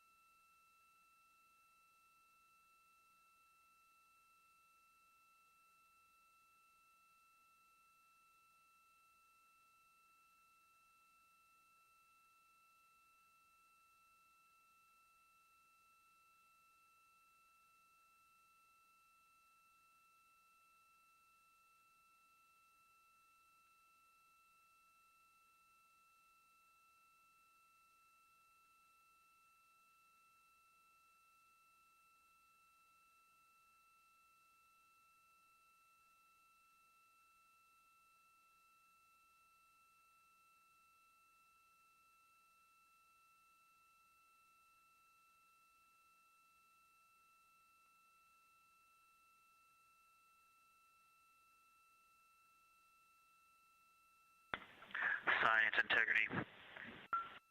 Let's see, not a huge change in here, just an update. The camera settings for Earthshine are challenging. This one's challenging to capture. What we're seeing, we're just not picking up on the cameras. And after all of the amazing sights that we saw earlier, we just went sci-fi. This has, it just looks unreal. You can see the surface of the moon between, I guess, the Earthshine. I guess Earthshine. You can actually see a majority of the moon. It is the strangest looking thing that you can see so much on the surface.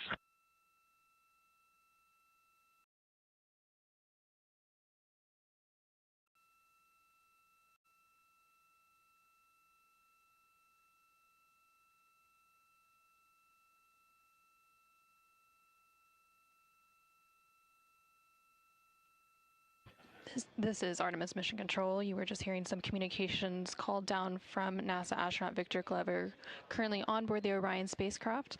They are currently observing an eclipse. There's about 39 minutes remaining in that eclipse period.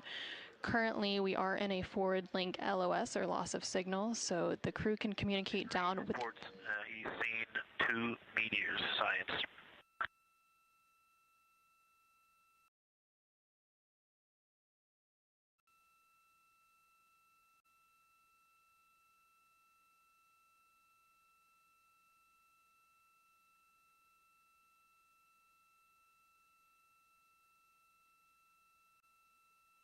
So we are in a forward link loss of signal. We do expect to regain signal in about 3 minutes, and at that point then the ground can communicate back up to the crew on board the Orion spacecraft. In the meantime, the crew can continue to communicate down to the ground. The ground is just unable to respond, so they are continuing to provide some science observations during this eclipse period. They've made some comments about Earthshine, which is the sunlight reflected from Earth when they come around towards the moon's near side late in this flyby window.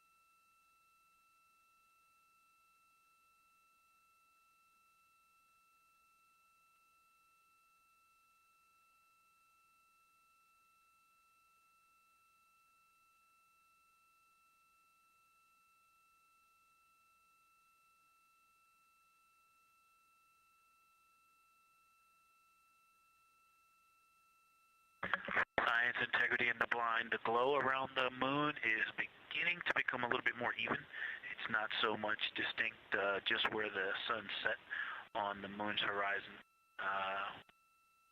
as we're flying through this trajectory, and then the sun's going to come up out of the other side. I think it's we're starting to see the glow around the moon get balanced out. I still see Earth shine, and the Earth is very bright out there. Still quite an unreal sight. Integrity Houston, we have that sit rep loud and clear, and we are back with you. How do you hear me?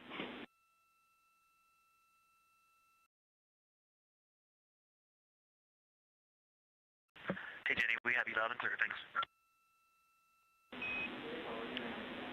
Copy. Victor, we're handing you over to Science for some critical questions. Thanks for your report.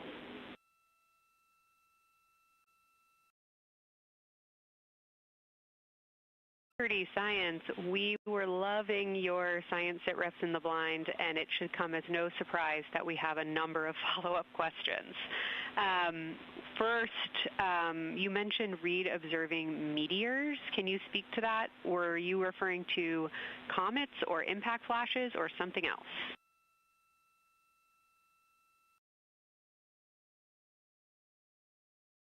There was a little bit of giddiness. We have seen 3 impact flashes so far. I saw 2, and Jeremy has seen 1. Undoubtedly, Jeremy saw 2, so that's 4 total. Undoubtedly, quick impact flashes. It was not sun glint off of particulate from the thrusters or the purge tanks. It was definitely impact flashes on the moon. And Jeremy just saw another one. Go ahead with your next question. Amazing news. I literally just looked over at the SIR and they were jumping up and down literally. If you could describe where on the moon you saw them, please.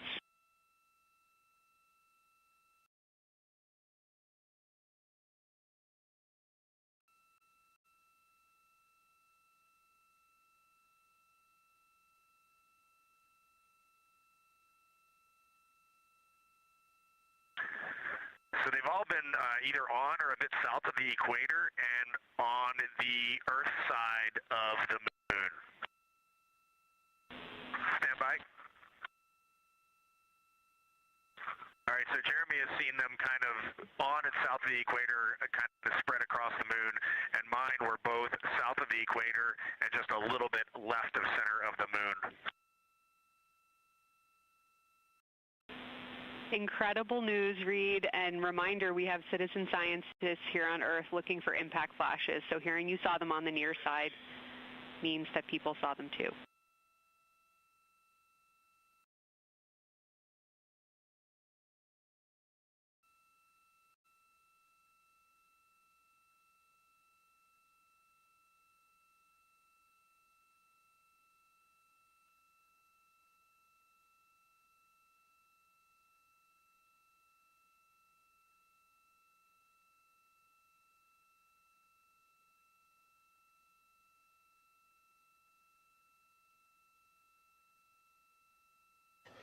This is Artemis Mission Control. We have regained that signal, so the team here in Mission Control was able to call back up to the crew on board the Orion spacecraft as they continue their lunar flyby. Specifically, they are now in that eclipse period. So the science team here in Mission Control was able to ask some questions about some of the situational reports they were providing during that loss of signal. Specifically, they were interested in some of the meteors that they mentioned seeing and those impact flashes, and they did provide confirmation that they did see at least 4 impact flashes during that loss of signal. Are you still with us, Houston, or do we lose you? Integrity, I hear you loud and clear. How do you hear me?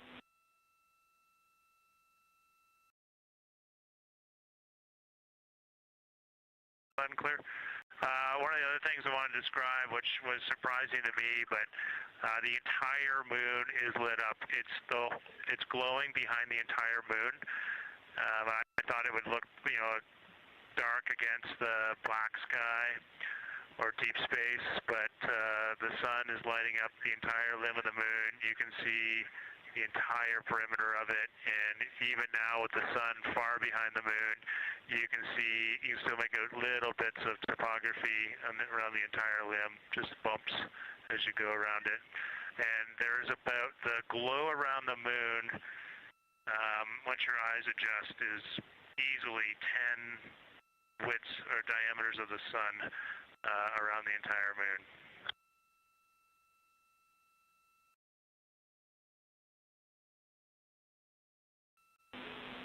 Incredible to hear, Jeremy. Were you able to actually pick out any discrete features on the lunar surface? And if so, how do they look different than when you observe them in solar illumination?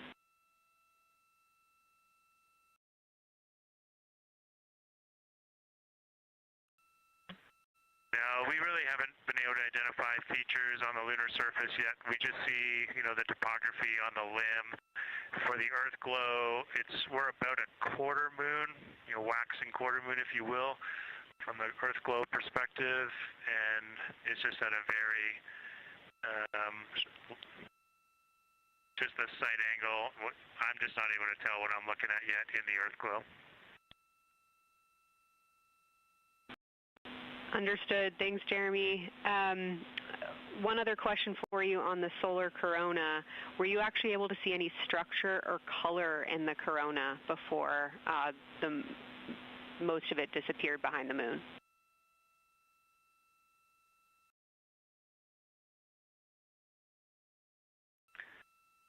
Yeah, I didn't pick out any color, but definitely structure. There were streamers, and they were not uniform at all. For me, the 5 o'clock position, there was just this constant streamer. It would change in intensity and diameter, but it was always there, and it was always at the 5 o'clock position. I only saw one plume, and it came out of basically the 3 o'clock position of the sun. That was very short-lived when I could see the plume. Exactly what we were looking for. Thanks, Jeremy. And a heads up that we, calculated here on the ground about how long you could see the corona for, and we expect it to start to appear again in the next 11 minutes. Thanks for those amazing descriptions.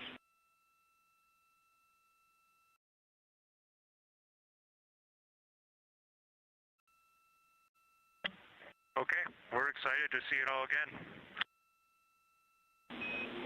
Integrity Houston, we're following along as well. That was outstanding. If you haven't already, just reminding you to swap positions at the windows. And that brief LOS we had previously was due to a data rate change expected.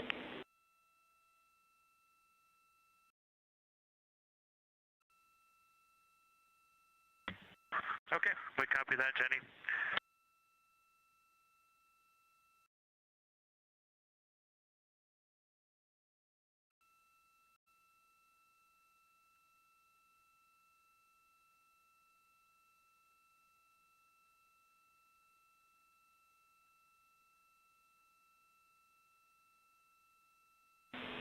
Integrity Science, one more request for you. While it's still fresh in your mind, any annotations or sketches you want to make of what you're seeing either around the corona structures you just mentioned or even on Earthshine would be so appreciated.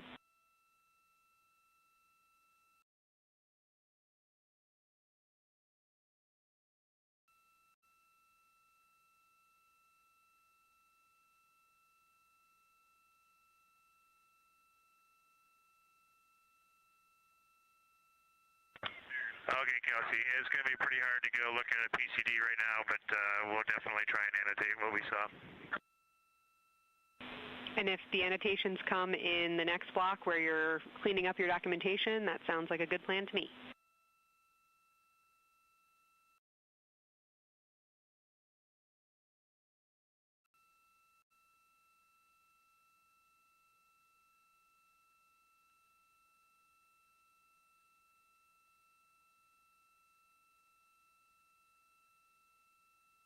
This is Artemis Mission Control.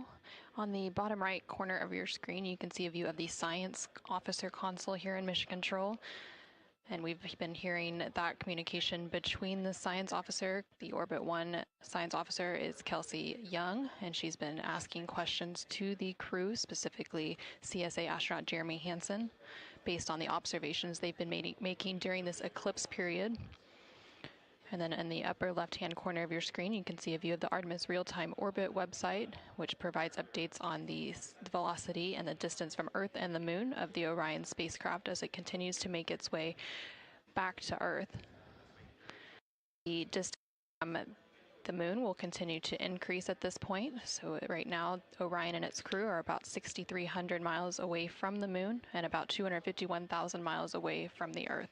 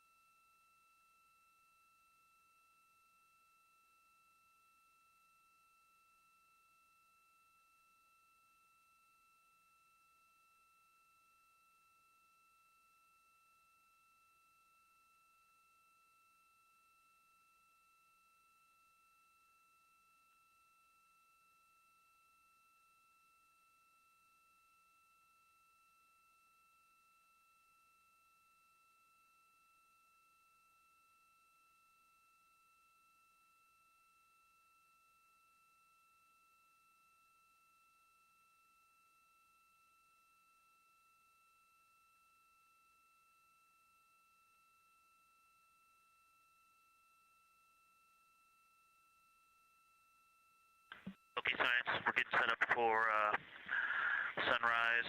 The window teams are, Christina is supporting, and also Azina in window 1. Jeremy's got the long lens in window 2, and the short lens in window 2. And Reed is in window 3, and he has started recordings and is set up to see Corona.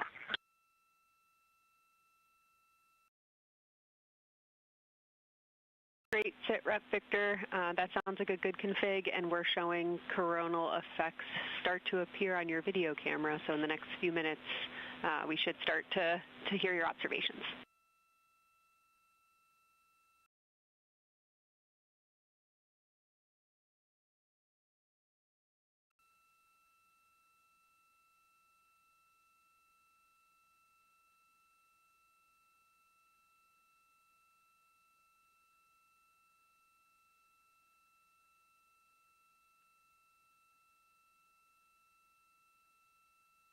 This is Artemis Mission Control. We just heard the crew call down to the team here in Houston, reporting that they have swapped out who is in the windows for the final portion of the lunar flyby. So Christina Cook is in window 1, with Jeremy Hansen in window 2 and Reed in window 3. Reed is focusing on observing corona, which is the solar corona, which is the sun's outermost atmosphere. There is about 18 minutes remaining in the eclipse period. Science in Houston, integrity. I know this observation won't be of any scientific value, but I'm really glad we launched on April 1st because humans probably have not evolved to see what we're seeing. It is truly hard to describe. It is amazing.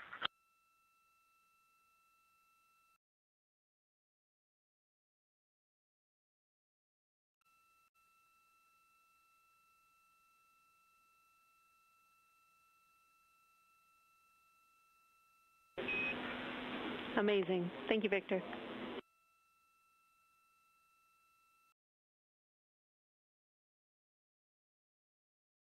No, we have gone as dark as we can in the cabin. We have turned the DUs all the way as dim as they can go, so you can't see anything on the screens. Every bit of light in the cabin affects the view. You're definitely seeing the brightness go closer. It's definitely brighter on the Earth-shine side, and so we're expecting to see some corona here soon. We copy all. Excited for what you see next.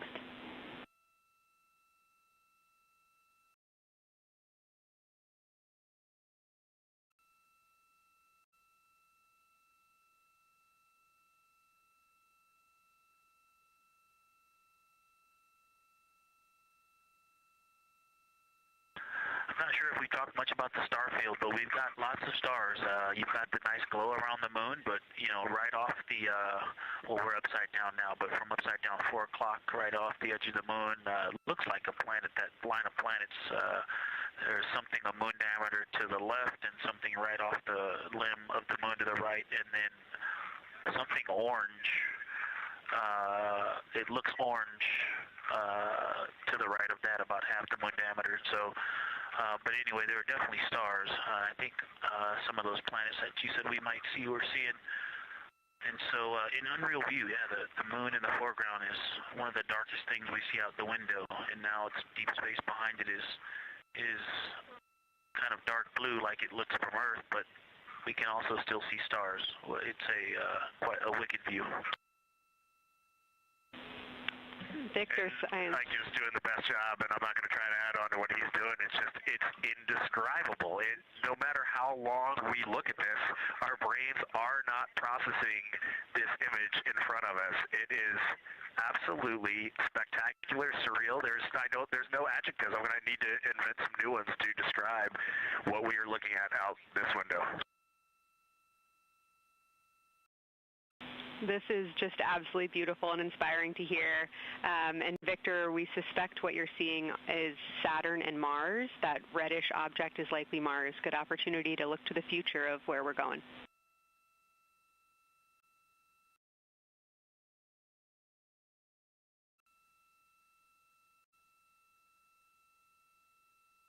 Yeah, we can absolutely see the color of Mars. That's awesome.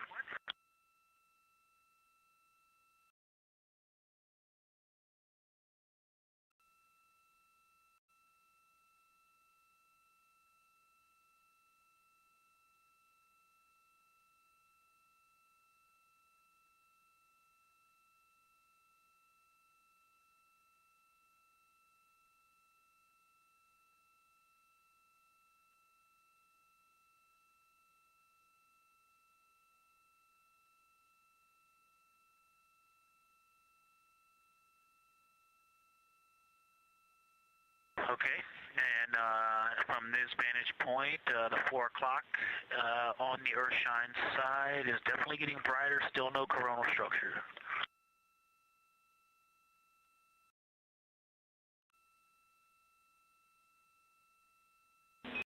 Houston copies.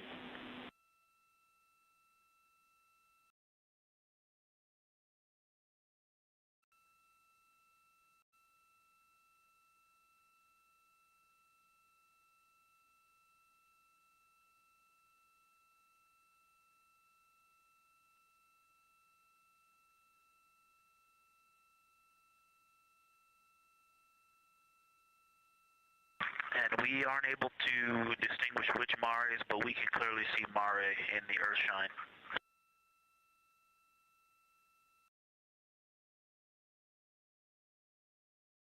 Copy.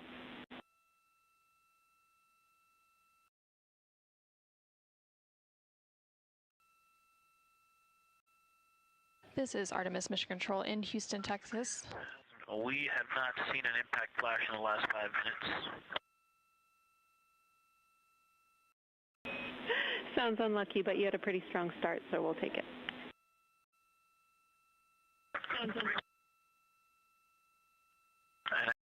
Right after I said that, right at the South Pole, near the South Pole on the Terminator, Reed just saw one.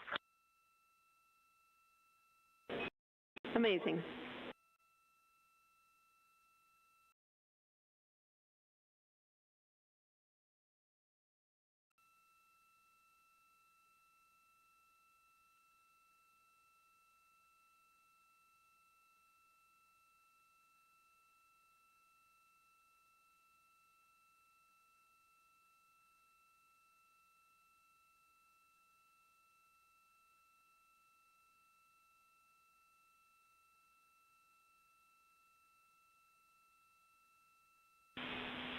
Integrity Science, and as you look around our solar system neighborhood, you should see Saturn setting behind the moon right now.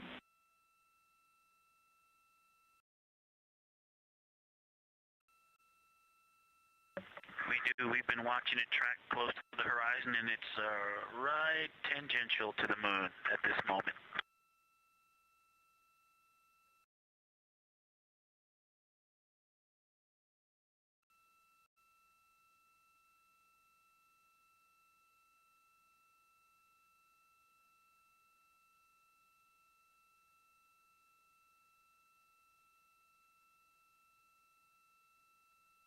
This is Artemis Mission Control in Houston, Texas. We are currently 5 days, 2 hours, and 44 minutes into the Artemis II mission, and we have about 11 minutes remaining in the eclipse as at the latter half of the lunar flyby that the Artemis II crew is experiencing on board the Orion spacecraft.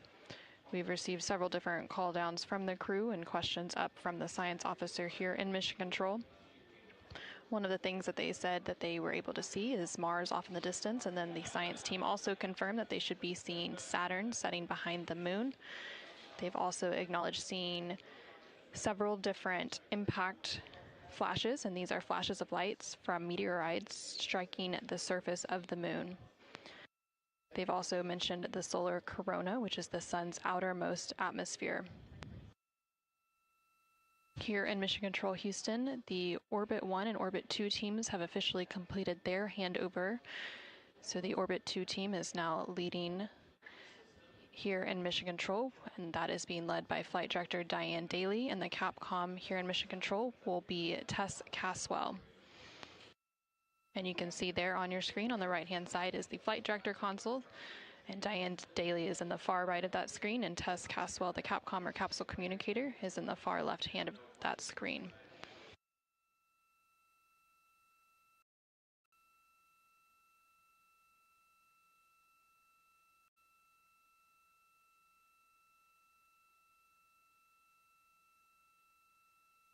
Okay, the light is continuing to grow in intensity.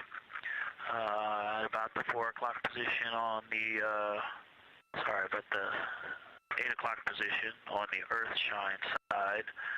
Saturn has set. Mars is tracking towards the moon's horizon.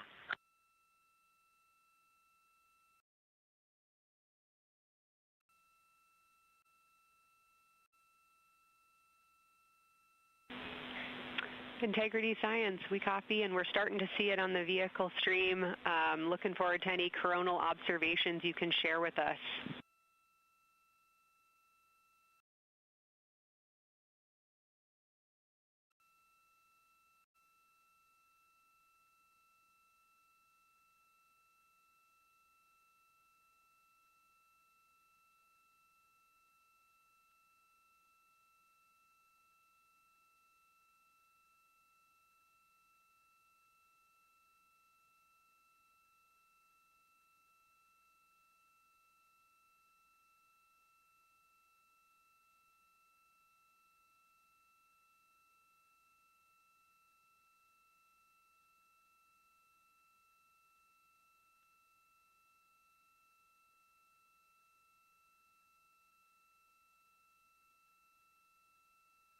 This is Artemis Mission Control. That view you're seeing on your screen is coming from the solar array wing cameras outside of the Orion spacecraft. And you can see the light starting to come into view as the solar eclipse period is starting to end. Integrity, still no coronal structure at this time, just continue to grow in intensity.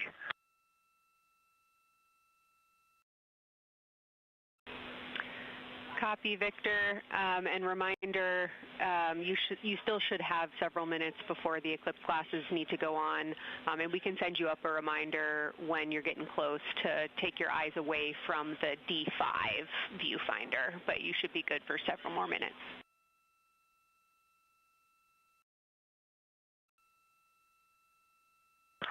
Copy, thank you, and yes, please send up the reminder. Thank you.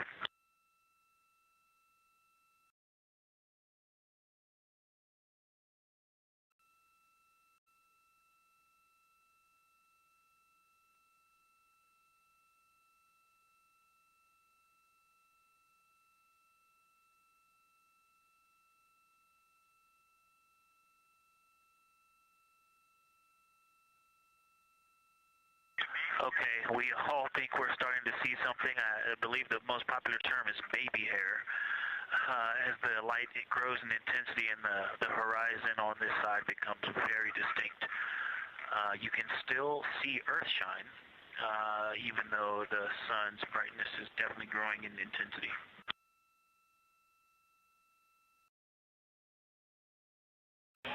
Love the description, Victor. I'm sure as the next couple minutes progress, more of those structures will continue to pop out.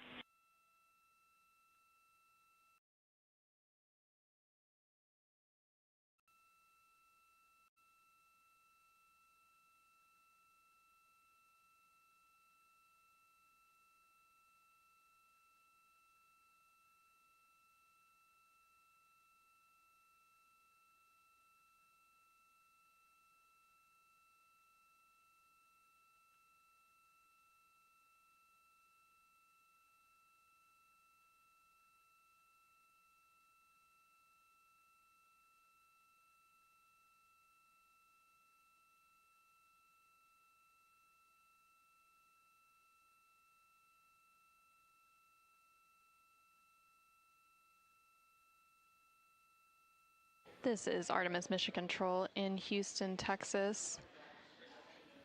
The Artemis II astronauts on board the Orion spacecraft are currently observing an eclipse. And to the crew on board the spacecraft, the eclipse looks much like a total solar eclipse here on Earth, except the moon is much larger compared to the sun, unlike a terrestrial solar eclipse where the moon and the sun appear the same size in the sky. We are definitely starting to see structure. That baby hair is rapidly growing out toward the 9 o'clock and the 8 o'clock.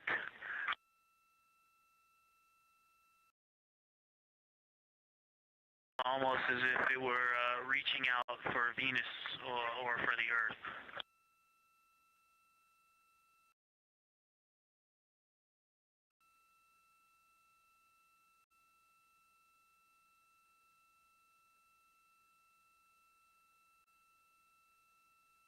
If you've ever seen the spotlight off the top of the Luxor at night in Las Vegas, this looks like what that wants to be when it grows up.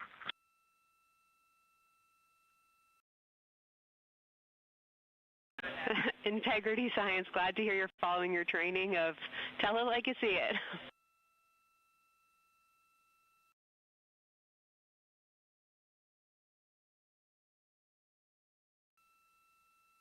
So far, it's pretty symmetrical.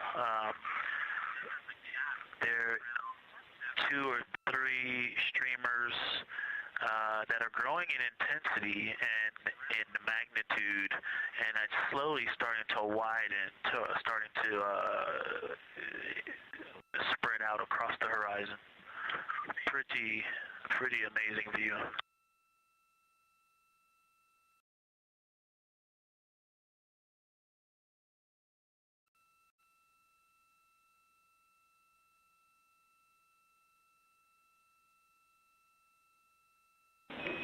And Integrity Houston, great words. Reminder for you, we are approaching the brightness level at which you should no longer be using the viewfinder on the D5.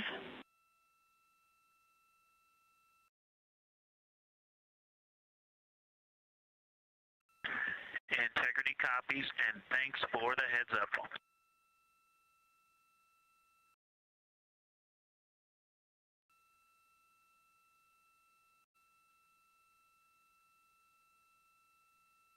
This is Artemis Mission Control. And I think we're seeing some directionality. Some of it is going in different directions because it appears to be moving and combining and recombining as it it's pointing in different directions, and some of it appears to be going like down toward the south pole of the moon, but it's and then coming back together and going out towards Venus and the Earth. And depending on how I stare at it, it looks like one large structure, but then it definitely has wisps, and you can see 3 or 4 structures inside of it. It's like watching a flame. It's like looking at a flame, and stand by.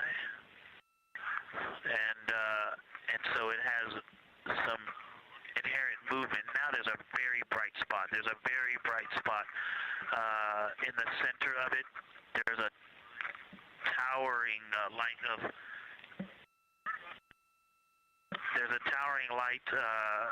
and then there were like 2 streamers that were going 30 degrees out from it, and now it is just extremely bright.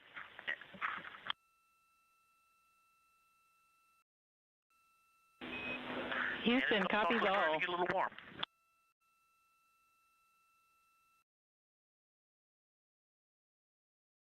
Copied all. We wanted to remind you at this point on the eclipse glasses. Should be about time for those.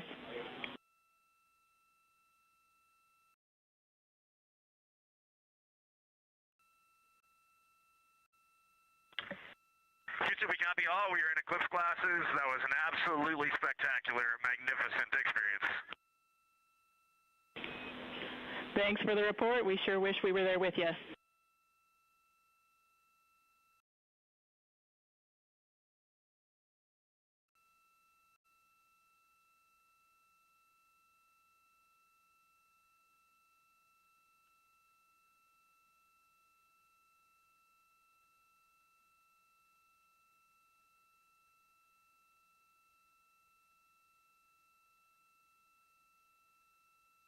This is Artemis Mission Control. The eclipse period is coming to an end, and we did hear that call up that the crew now has to put on those eclipse glasses to be able to protect their eyes for this final portion of the eclipse. And these views coming to you from the solar array wing cameras on the Orion spacecraft. Houston, if you could give me about 20 new superlatives in the mission summary for tomorrow, that'll help my vocabulary out a bit. Thank you. We will solicit input from the team.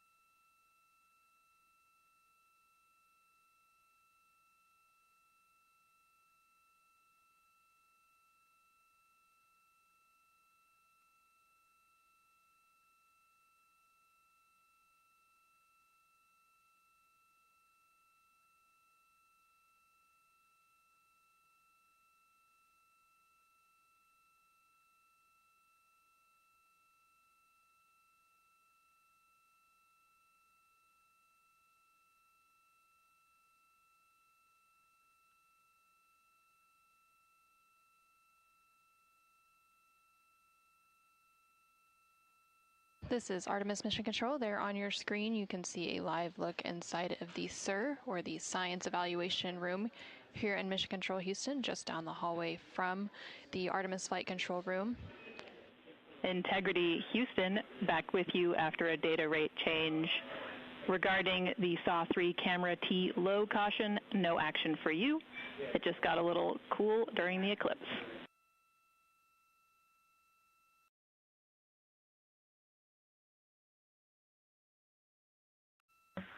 Okay, we copy, and if you didn't copy my request for the mission summary to add about 20 new superlatives to help my vocabulary, I would appreciate it. We copied it fantastically.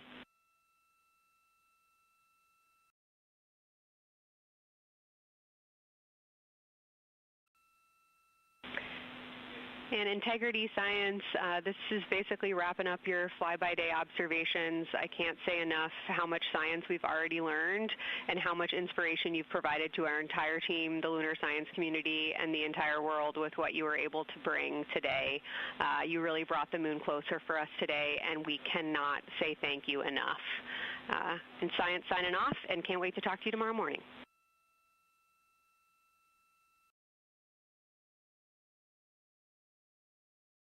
I'll see to the entire NASA science team. You all really turned to when we shifted launch dates to April 1st, and you got the most incredible package together for us to go do some great science and some great, truly human experience moments here. And we were well prepared, and we appreciate all of you. And this is what we do best when we all come together and work as a team. So you all knocked it out of the park. Thank you for giving us this opportunity. Beautiful words, Reed. Thanks so much.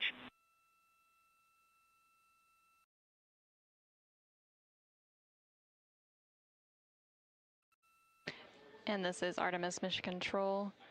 The lunar flyby observation period is starting to come to a close following that eclipse. And there on your screen you can see a look into the Science Evaluation Room, or the ICEERA, which is embedded within Mission Control to provide science input. And they provided that input throughout the live flyby operations today. They also have a back room called the Science Mission Operations Room that processes data, evaluates imagery, and supports rapid analysis. And then, of course, we have the science officer on console here in the Artemis Flight Control Room, which you can see a view there on the bottom right-hand corner of your screen. The science officer throughout the flyby operations today has been Kelsey Young, who is the Artemis Science Flight Operations Lead. And then to her left is Angela Garcia, who will be the science officer taking over for Orbit 2.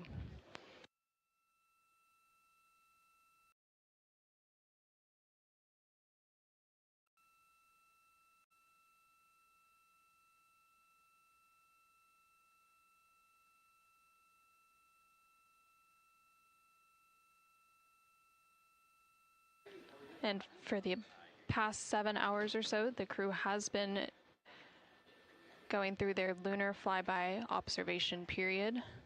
And now they will wrap up that period and complete some final tasks and begin downlinking some of the amazing imagery that they've captured throughout the day, as well as some of the observations that they've recorded. And now on your screen, you're seeing a live look from the Orion spacecraft from those solar array wing cameras. The solar eclipse period ended just a few minutes ago, and during this eclipse, towards the end of the flyby window, it lasted about an hour, and it was when the sun was hidden from view behind the opposite side of the moon from the perspective of the Orion spacecraft and its crew. And during that time, the crew saw a mostly dark moon, and they used the opportunity to analyze the solar corona, which is the sun's outermost atmosphere, while it was visible. And then once the sun was completely out of view behind the moon, the crew looked for impact flashes, which they reported seeing multiple impact flashes, and those are flashes of light from meteoroids striking the surface of the moon. They also looked for dust lofting above the limb or the edge of the moon, along with some deep space targets, including planets, and they noticed Mars off to the distance, and we also saw Venus on one of the solar array wing cameras early on in the eclipse period. The crew also looked at parts of the moon illuminated by Earthshine, which is the sunlight reflected from the Earth when they come around toward the moon's near side at the very end of that flyby window.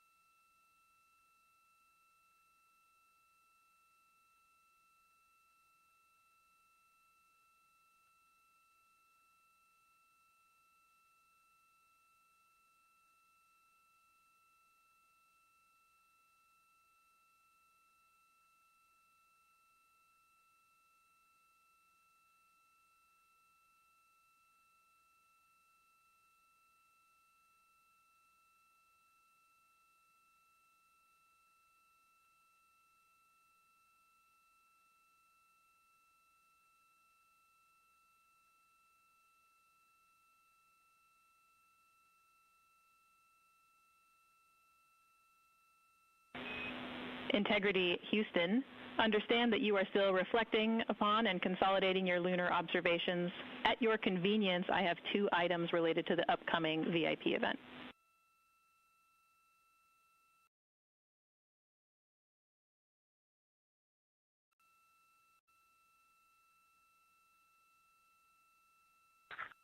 Go ahead. All right, first we wanted to let you know that the message for that upcoming event is on board for review at your convenience. That's message 3.06.04. The second item is that we've seen a couple of video blips in previous events.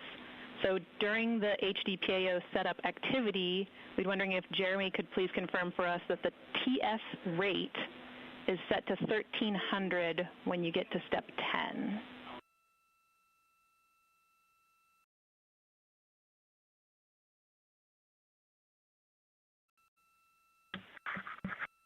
Okay, Jenny. Yeah, we're pretty sure we've been in 1300 for all the PAO events. We've been tracking that when we swap between the HHP and the D5. We copy, Jeremy. Thanks. And for the record, the phenomenal Jenny has gone on to her next appointment of the day, and you've now got Tess with you.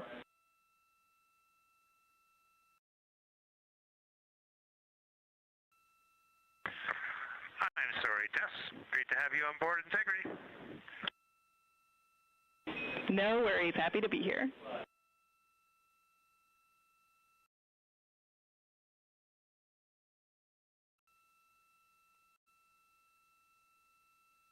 This is Artemis Mission Control. We heard some communication there between the Capcom or capsule communicator here in Mission Control, which for Orbit 2 is Tess Caswell, and the CSA or Canadian Space Agency astronaut on board the Orion spacecraft, Jeremy Hansen.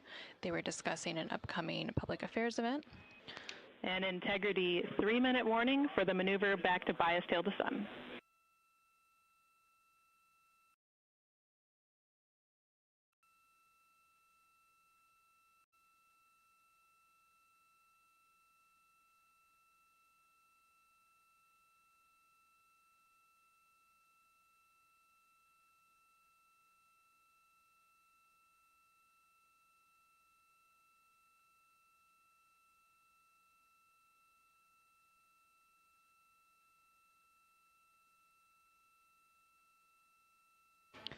The crew on board the Orion spacecraft recently completed their lunar observation period. It was an approximately 7-hour period of time in which they were focused on several different targets identified by the science team here on the ground that they studied and prepared for ahead of time. And then they also were referencing a lunar targeting package that was uplinked about a day ago with those final targets. Now they are completing some post-lunar flyby activities, so they're working to clean up their observations that they've made and also working to downlink some of the photos that they've taken throughout the day. The science team here on the ground will then work to get as much data as they can overnight, and then there will be a post-flyby conference tomorrow after the crew wakes up. And that's not a debrief, but a science data collection to capture their nuanced experience while they're still in the field and the experience is still fresh. And then, of course, there will also be a public affairs downlink event later in the day. Now that once the post-lunar flyby activities are complete.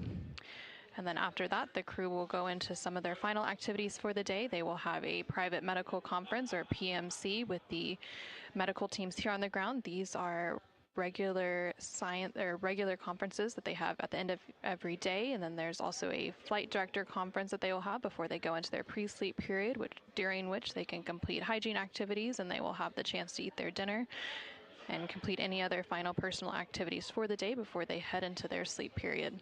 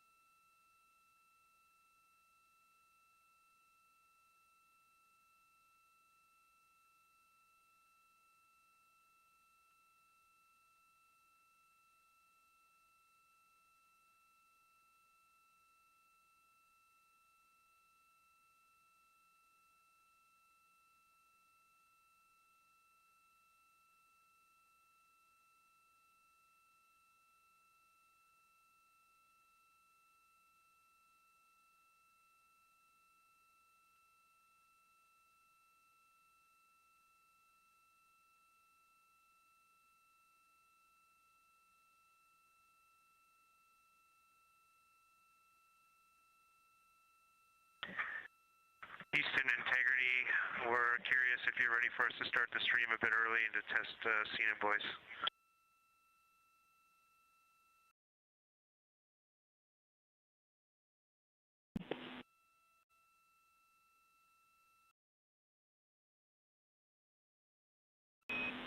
And Integrity, affirm, we are go to start the stream.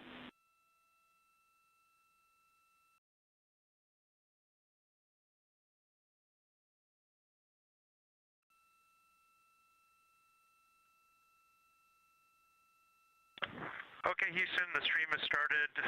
We checked the TS rates 1300 and audio is true. So I will give you a voice check now on the mic. We copy, good settings, and we've got a good view.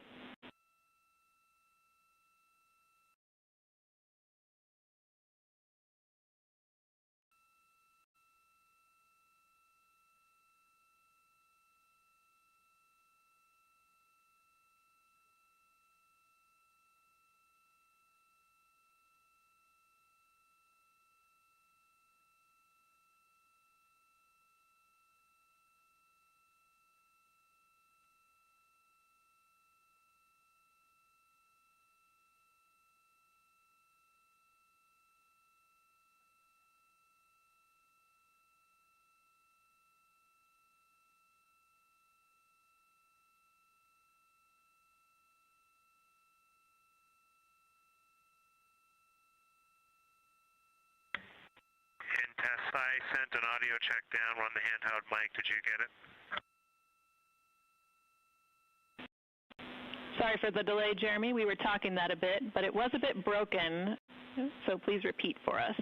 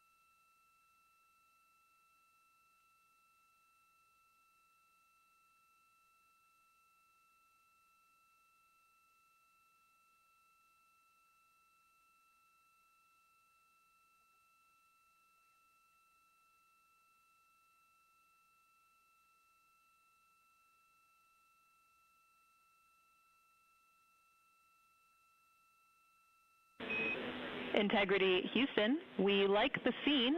At your convenience, we'll take a 10 count with Jeremy in frame.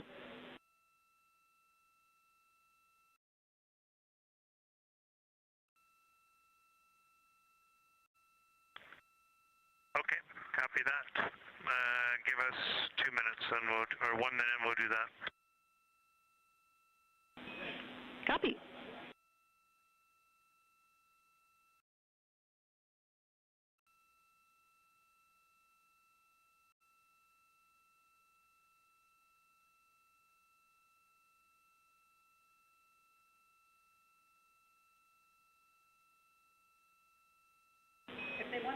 Great voice check and good words. We like the scene.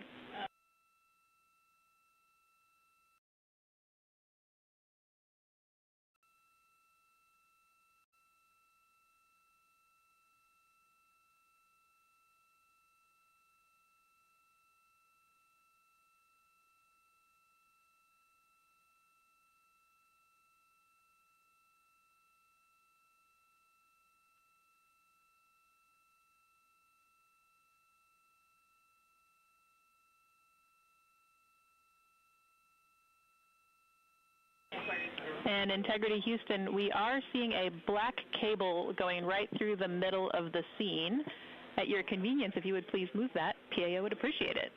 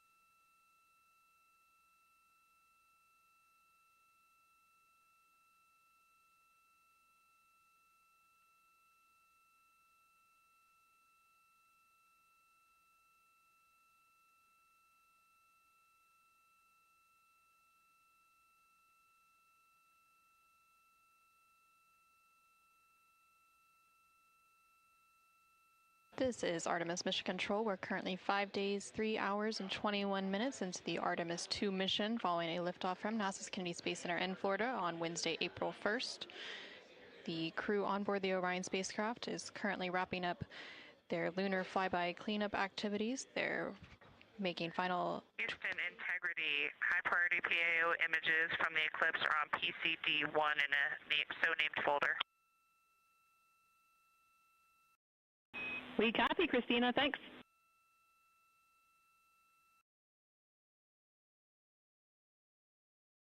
Astronaut Christina Cook there calling down to the ground regarding some public affairs imagery that was captured during the lunar flyby activities. She referenced a PCD, that is in reference to their portable computing devices, which are basically tablets that they're able to transfer files and also follow along on processes and procedures and their timelines for the day.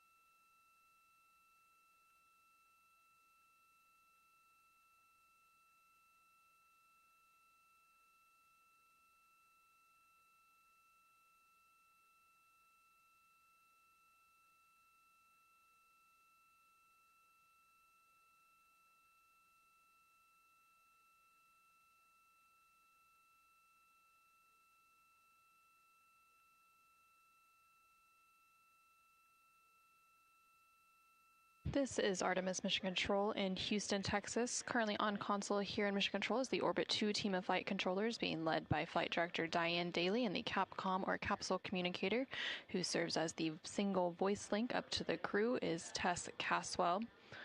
The crew on board the Orion spacecraft recently wrapped up their lunar flyby observation period, and now they are completing some cleanup activities and transferring some data and files down to the ground following that lunar flyby. Many of these files will be analyzed by the science team overnight in advance of a post-lunar flyby conference tomorrow once the crew wakes up. The crew is also preparing for an upcoming public affairs downlink event. And then following that downlink, they will have a few final activities for the day, including a private medical conference with their team here on the ground. These are standard conferences that happen at the end of every day, and they'll also have a private conference with the flight director here in Mission Control to go over the vehicle status and any other questions or concerns they may have for the remainder of their flight. We are currently in flight day 6, and we have a splashdown expected on Friday, April 10th. That splashdown expected in about 3 days, 21 hours, and 49 minutes from now. Lunar flyby, and as part of Artemis II, it marked the first time in more than 50 years that humans were able to observe the moon directly and provided a critical opportunity to practice how lunar science will be conducted during future Artemis missions. The moon preserves a near-continuous record of solar system history that has been erased on Earth, and with no atmosphere, weather, or plate tectonics, the lunar surface retains evidence of ancient impacts, volcanism, and solar activity that scientists can study today. Studying the moon helps scientists understand how planets formed and evolved, how the moon influenced Earth's history, and how the early sun shaped conditions across the inner solar system. The moon also serves as a unique platform for studying the broader universe. The science on Artemis is designed around questions best answered by humans working alongside robotic systems, combining decades of robotic lunar data with real-time human judgment, context, and adaptability. Currently on your screen, you're seeing a look at the Artemis real-time orbit website. You can access this website at any time throughout the mission at nasa.gov/trackartemis. It provides updates on the velocity as well as the distance from Earth and the distance from the moon of the Orion spacecraft and its crew. The crew currently on board the Orion spacecraft includes NASA astronaut Reed Wiseman, who is the commander for the mission, NASA astronaut Victor Glover, who is the pilot, alongside the 2 mission specialists, who are Christina Cook and Jeremy Hansen of the Canadian Space Agency. Currently, the Orion spacecraft is about 250,000 miles away from the Earth, and that distance now will continue to close down ahead of that splashdown on April 10th. And they are now about 8,100 miles away from the moon, and that distance will continue to increase as they are now in the return leg of their journey.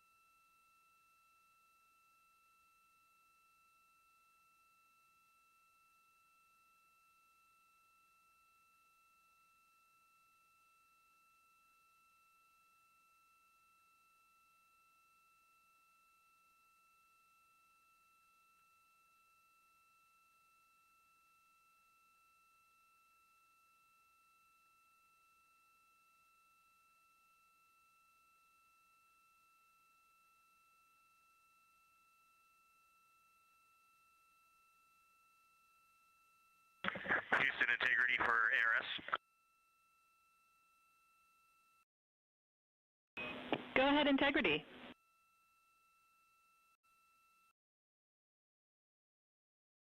Hey, Tess, great to talk to you. Any chance we could drop the fan speed down for this PAO event?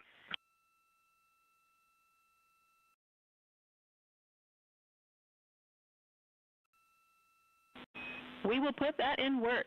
Great to be talking to you, too.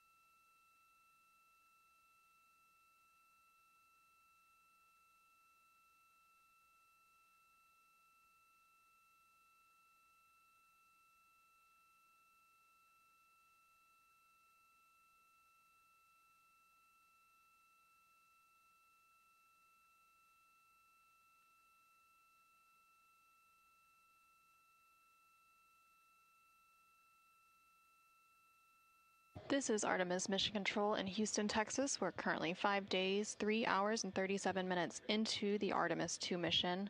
The crew on board the Orion spacecraft has recently concluded their lunar observation period during the lunar flyby. As part of that lunar flyby, the Orion spacecraft and its crew made the closest approach to the moon at a distance of 4,067 miles away from the surface at approximately 6 p.m. Central Time, 7 p.m. Eastern Time. Now, although the Artemis II mission is a new opportunity to study the moon, teams are also conducting other scientific experiments, including on the crew themselves. Here's a little bit more about the science of the mission. Artemis II is our return of humans to the moon, flying around the moon on board Orion. But along with that, we're doing a lot of great science. One of the exciting things about the Artemis missions to the moon is that science is actually a fundamental pillar of why we explore, why we're going, what we're doing in Artemis. I think it's incredibly exciting that not only are we testing the vehicle, but we're testing science on board. Science where the astronauts are conducting experiments, science riding along with the astronauts. We have astronauts looking outside the window and really observing the lunar surface. It will help us understand the deep space environment. It will help us understand how that environment affects our astronauts, our systems, and life in general. So deep space is a challenge for us because you have to leave Earth's protective magnetic field. Here in low Earth orbit, the crew members are protected from some of the harmful radiation. Going to the moon, they'll no longer be protected, so they'll have a higher radiation exposure. Much like Artemis I, we have so many radiation sensors and detectors that are inside the capsule so that we can fully understand and appreciate the radiation environment for protecting our astronauts. In my hand here, I'm holding a tissue chip model. This is the exact design that's going to be flying alongside the astronauts. We'll be collecting samples from each of the crew members, and we can make these organ chips out of the astronauts themselves. So every crew member will have their own avatar on board, and then upon return, we can evaluate that deep space radiation environment and what that compares to the astronaut themselves. Not only are they going to help change the course of medicine for the astronauts, but revolutionizing that on Earth as well. We're looking at sleep, we're looking at team dynamics, we're looking at how you interact with the environment. We're also looking at the immune system, so what are the biomarkers? We're using saliva as a method to study hormones and different things in your body that may change during a mission like this. And then finally, how do we function after microgravity, being close to the moon, then returning to Earth? Which will ultimately help us achieve our goal of getting humans to Mars. And then on top of that, we have an opportunity to look at the moon from deep space on the far side for the first time in over 50 years. Having human eyeballs and brains back around the moon is going to unlock a new generation of lunar science discovery. The human eyeball is capable of taking in so much data in just a split second. They'll be able to tackle impact history, volcanic history. They'll be able to look at how the albedo, or kind of the shade and hue of the moon and the color of the moon, can tell us something about how that terrain evolved over time. We're integrating science in ways that have never been integrated into human exploration before. We have a front room mission control flight controller position called the Science Officer. We have a brand new science back room where it's basically our brain trust of lunar scientists and geologists supporting the crews of the future. And Artemis II will allow us to really test how this works so that future missions are really set up for success. We'll also be deploying some CubeSats. They're small shoebox-sized spacecraft of their own. They're each provided by another country, one of our partners. As they conduct their research, they'll complement what we are doing at the moon with Orion. It is so incredibly exciting to be a part of this mission. It has been, really one of the privileges of a lifetime. I can see the work I'm doing benefit crew members right now and benefit the crew members in the future. So it's incredibly exciting and it's very rewarding. As this rocket launches humanity off of the Earth, we'll be setting the stage through our science to prepare humanity to leave Earth and explore the solar system.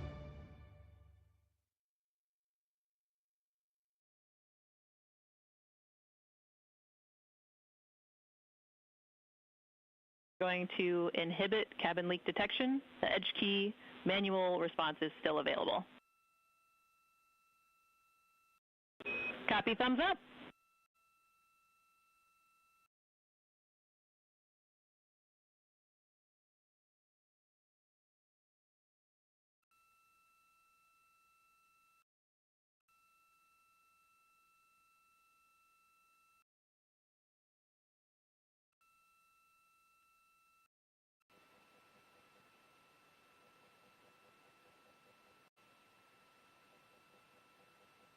This is Artemis Mission Control. Again, we're hearing some communication between the ground here and the Artemis Flight Control Room in Houston, Texas, specifically the Capcom or Capsule Communicator, who for Orbit 2 is Tess Caswell, and the crew on board the Orion spacecraft, that spacecraft named Integrity by its crew. They are preparing for an upcoming public affairs event, so they are discussing the camera views, which we will see here shortly. There on your screen on the left-hand side, you can see the Artemis Real-Time Orbit website, or ARO.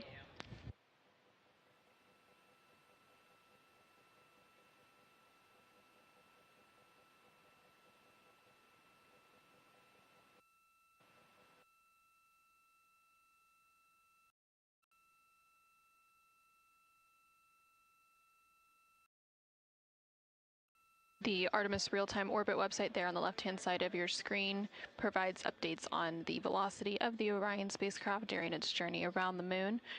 Following a lunar flyby earlier today, which concluded about an hour ago, the crew has been conducting some cleanup tasks, so they've been transferring some of their documentation, their photos and data that they captured during the flyby to the ground to be evaluated by the science team, and of course some of that imagery will also be evaluated by the public affairs team here at NASA and then shared with the world once it's available. The crew will also have a post-lunar flyby conference with the science team tomorrow following their sleep period to go over some of their observations while it's still fresh and at the top of their mind. On the bottom right-hand corner of your screen, you can see a look into the Artemis Flight Control Room here in Mission Control Houston, specifically the Flight Director Console and the Capcom or Capsule Communicator Console. The flight director currently on console for Orbit 2 is Diane Daly, and throughout the Artemis II mission, there are 3 shifts or orbits of flight controllers who provide 24/7 coverage and support to the Artemis II crew and the Orion spacecraft and its systems during its journey around the moon. We are expecting a splashdown on Friday, April 10th. That splashdown, it will take place in about 3 days, 21 hours, and 33 minutes.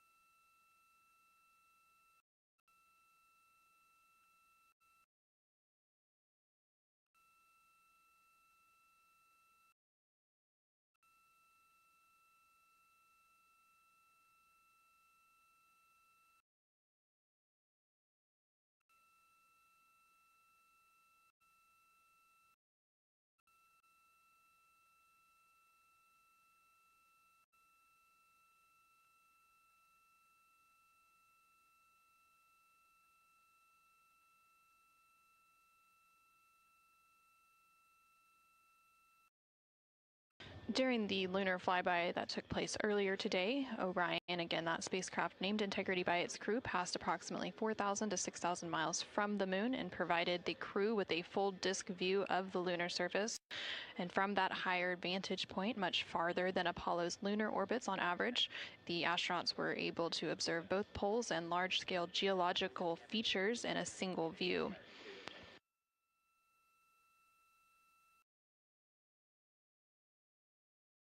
Currently seeing a live look inside the cabin of the Orion spacecraft. Integrity Houston, we are 3 minutes out from an on-time start, and we have adjusted the fan speed. We'll take a thumbs up if you're happy with it. Copy, thumbs up.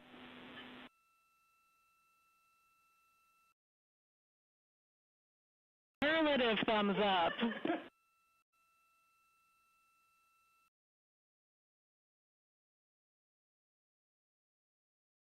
See all of the Artemis II crew members. CSA astronaut Jeremy Hansen just floated out of view behind the camera, but you can still see NASA astronaut Reed Wiseman, NASA astronaut Christina Cook, and NASA astronaut Victor Glover as they prepare for an upcoming Public Affairs Downlink event, which is scheduled to take place in just a couple minutes from now. And there, floating back onto the screen, is CSA or Canadian Space Agency astronaut Jeremy Hansen. He is making himself comfy on some of the OX or Orion Crew Survival System suits that have been stowed for the outbound and now return journey.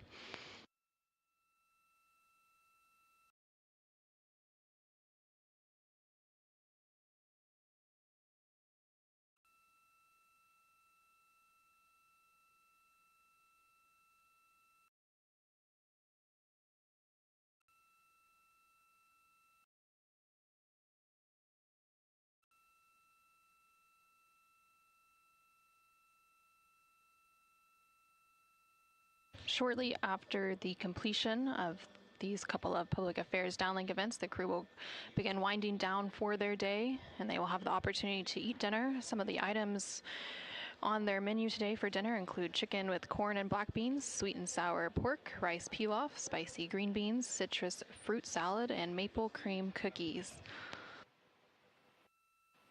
All of the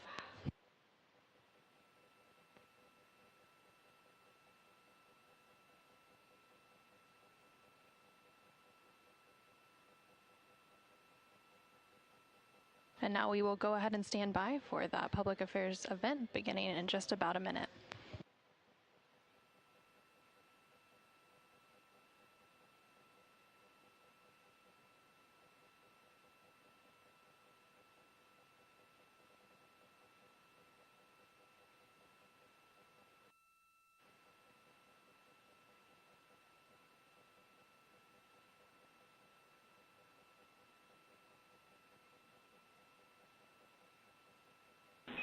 Integrity Houston, no action for the DU-1. Caution, we're taking a look.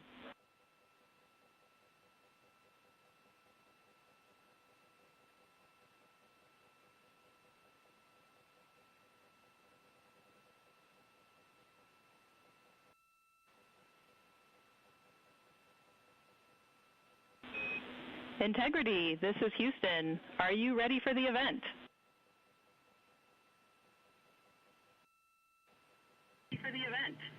Hello, Houston. Integrity is ready for the event.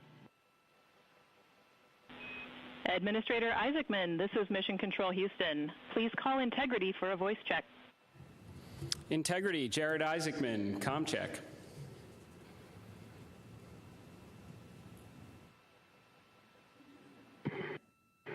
Administrator Isaacman, we've got you loud and clear, sir. How us? I've got you loud and clear. Artemis II crew, we have a very special guest who wanted to be the first person to greet you after your return from the far side of the moon. Reed, Victor, Christina, and Jeremy, it's my honor to introduce the President of the United States of America, President Donald J. Trump. Over to you, sir. Well, thank you very much, Jared, and you are doing a fantastic job. And hello, very special hello to Artemis II. Today you've made history and made all America really proud, incredibly proud. We have a lot of things to be proud of lately. But this is, there's nothing like what you're doing, circling around the moon for the first time in more than a half a century and breaking the all-time record for the farthest distance from planet Earth. Humans have really never seen anything quite like what you're doing in a manned spacecraft. It's really special. I want to personally salute and congratulate Commander Reed Weissman, Pilot Victor Glover, Mission Specialist Christina Koch, and Jeremy Hansen. And I also want to thank the entire amazing team at NASA, headed by Jared, who's a very special guy, by the way, and you all made this day possible, and you've really inspired the entire world. Really, everybody's watching. They find it incredible. I just watched you go to the back of the moon, and people haven't been there in a long time, we can say, but it's going to be more and more prevalent because we're going to be doing a lot of traveling, and then you're going to ultimately do the whole big trip to Mars, and that's going to be very exciting. So you look at, we had no astronaut has been to the moon since the days of Apollo program. The Apollo program was also very special, but that was 50 years ago, and at long last, America is back, and America is back in many ways stronger than ever before. We're the hottest country anywhere in the world. The Artemis crew flew in the most powerful rocket NASA has ever made, ever launched, traveled over 250,000 miles, broke the distance record set by the legendary Apollo 13. And America is a frontier nation, and the 4 brave astronauts of Artemis II are a modern day, you really are modern day pioneers, all of you, and one of them happens to be a neighbor. You know who that is, right? You have a special person over there, a neighbor, and we like our neighbor. Your mission paves the way for America's return to the lunar surface very soon. We're going all out. We're doing everything we can, and it's headed up by Jared. We'll plant our flag once again, and this time we won't just leave footprints. We'll establish a permanent presence on the moon, and we'll push on to Mars. That'll be very exciting. I'm waiting for that so much. I'd love to be here, but maybe we won't quite make it in terms of timing, but we will be up in the moon, and that's going to happen soon. So America will be second to none in space and everything else that we're doing, and we will continue to lead the whole thing into the stars, this incredible journey into the stars. So I just wanted, it's an honor to speak to you, and I wanted to congratulate each and every one of you. And tell me, what is the most unforgettable part of this really historic day? The whole world is watching and listening. Please tell me.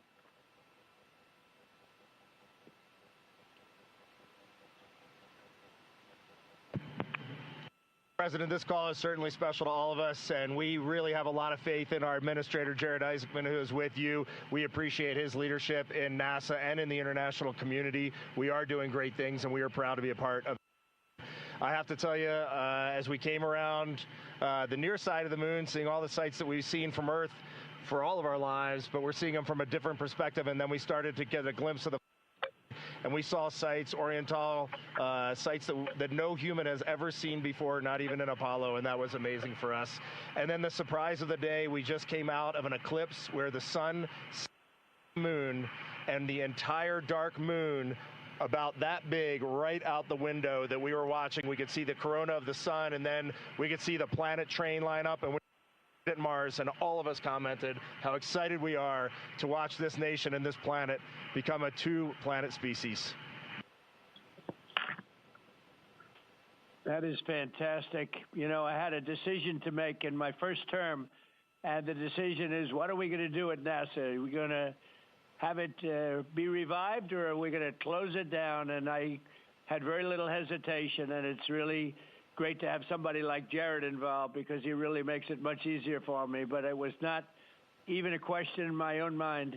We've spent what we had to do, and then of course we have Space Force, and Space Force is very much related to what you're doing, and that was my baby. That was a very important one, and it'll turn out to be truly one of the most important, I believe, decisions I've ever made. So we're very proud of Space Force, and we're very proud of all of you. Does anybody else have anything to say? A lot of people listening.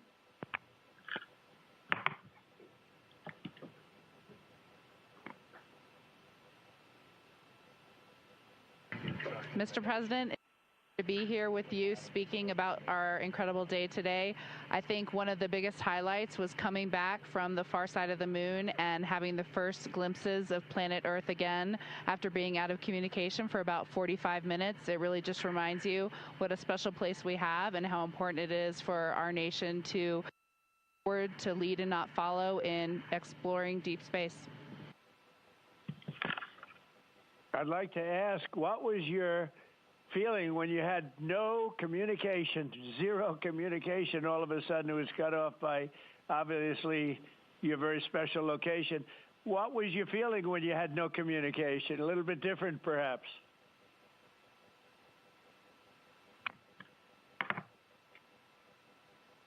Yes, Mr. President, it was I said a little prayer, but then I had to keep rolling. I was actually recording scientific observations of the far side of the moon. You know, that is actually the time when we were the farthest and the closest to the moon. And so we were really able to make some of our most detailed observations of the far side of the moon up close. And so we were busy up here working really hard. And I must say, it was actually quite nice. Did you see a difference, a big difference, between the far side of the moon and the near side of the moon? Was there a difference in feel or difference in look? What did you see?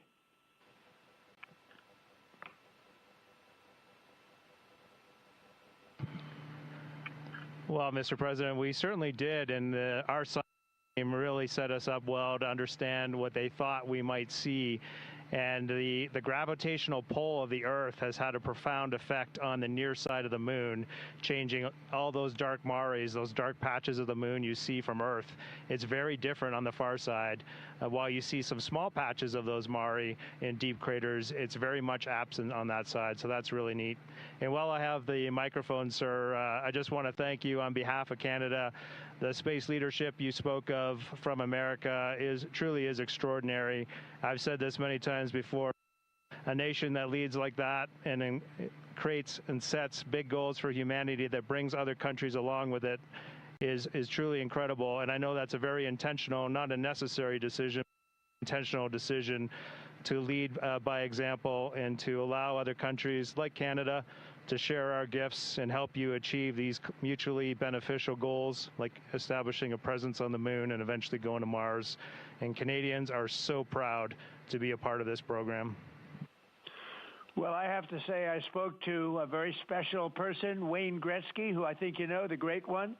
And I spoke to your Prime Minister and many other friends I have in Canada. They are so proud of you. And you have a lot of courage. I'm not sure if they'd want to do that. I'm not even sure if the great one would want to do that, to be honest with you. But you have a lot of courage doing what you're doing, a lot of bravery and a lot of genius. But they're very, very proud of you.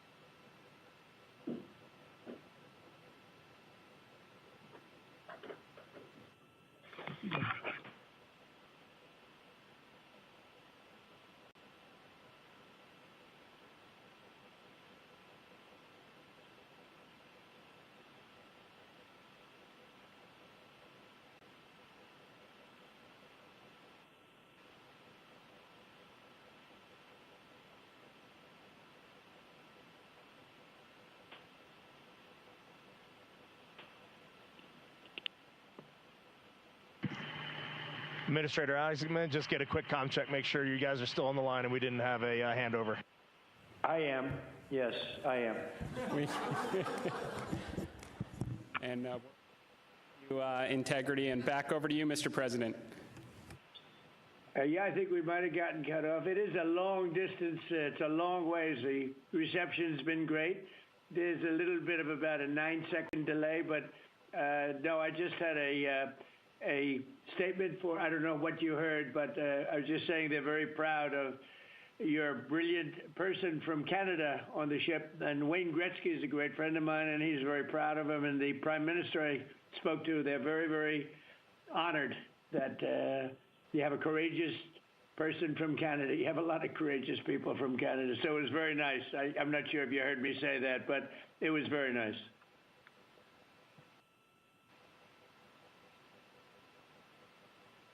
Yes, Mr. President, we heard that, and we do love our Jeremy Hansen. We love all our Canadian astronauts, Jenny Gibbons, Josh Kutrick.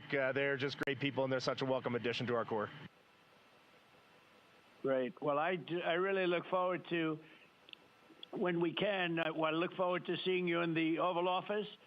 I'll ask Jared to bring you over, and I'll ask for your autograph, because I don't really ask for autographs much, but you deserve that. You really are something. Everybody's talking about this. And I look forward to having you in the Oval Office at the White House, and we will celebrate your incredible achievements and triumphs. This is big. This is really big stuff. The whole world is talking about it. And if you have the time, I will certainly find the time. I've been pretty busy also, as you know, but I will absolutely find the time, and we'll get together, and I'm going to be giving you a big salute on behalf of the American people and beyond that.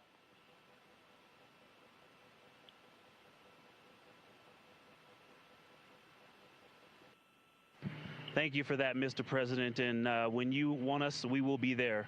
And thank you for your leadership. Thank you to Jared for his leadership.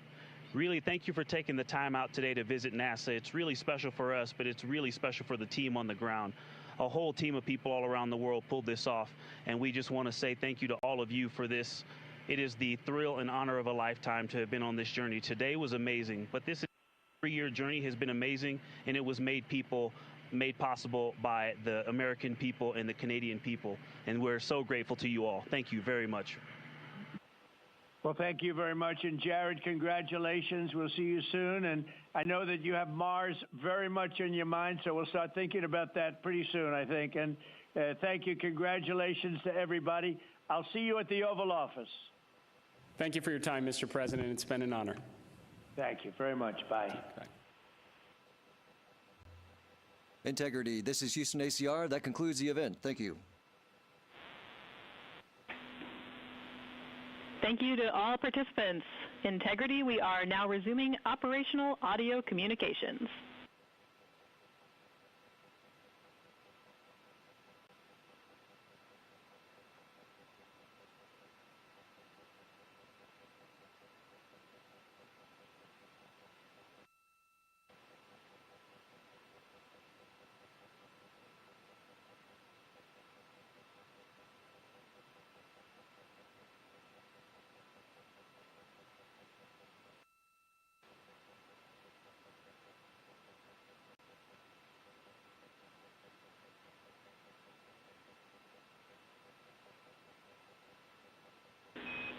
Integrity Houston, great job on the event. Just a heads up, we are on track to start the next event on time at 4:15.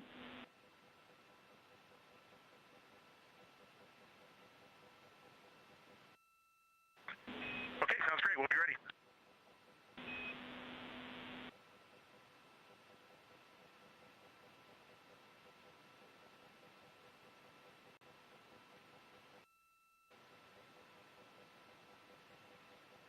This is Artemis Mission Control in Houston, Texas. We just had that public affairs event with President Donald Trump and the crew on board the Orion spacecraft. And coming up in about 10 minutes, there will be another public affairs event. That event taking place at a mission elapsed time of 5 days, 4 hours, and 15 minutes. Currently on your screen, you're seeing a look at the Artemis Real-Time Orbit website, which provides updates on the velocity as well as the distance of the Orion spacecraft from both Earth and the Moon. The Orion spacecraft and its crew, that crew including Reed Wiseman, Victor Glover, Christina Cook, and Jeremy Hansen, are currently about 250,000 miles away from the Earth, and that distance is starting to become smaller as they are now on the return leg of their journey. And they are about 9,300 miles away from the Moon. They made their close approach to the Moon. Integrity Houston with a question about fan speed.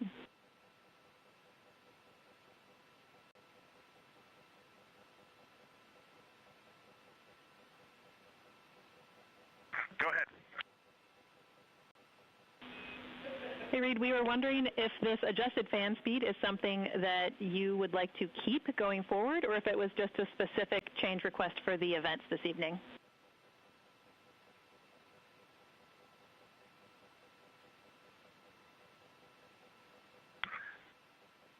Certainly for PAO events, this is an ideal fan speed. If you're willing to give us this fan speed for routine habitability, I think we would take it and try it for a while.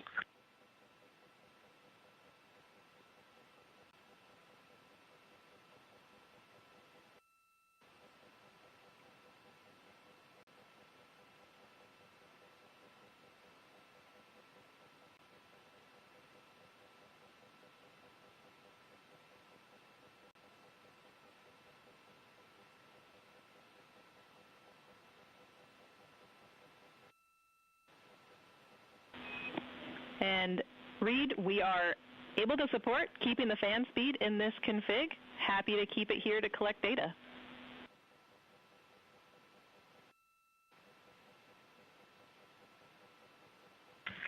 Okay, you got 4 happy astronauts up here. We'll take it. Obviously, when we go to exercise, we'll need to bump it up, but I think for quiescent living, this will be great. We copy, and we love seeing those smiles.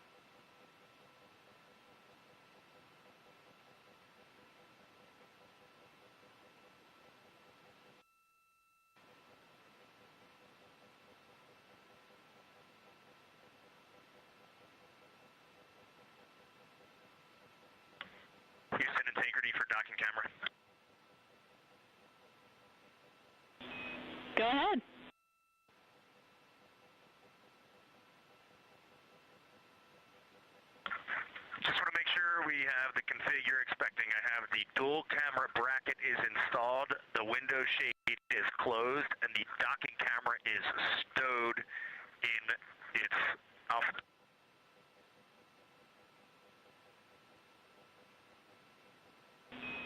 That's a good config.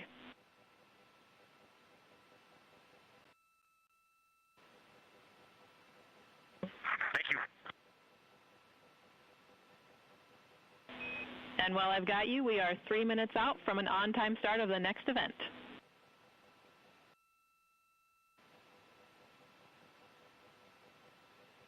This is Artemis Mission Control in Houston, Texas. You can see a live look of the Artemis II crew inside the Orion spacecraft cabin as they prepare for another Public Affairs Downlink event.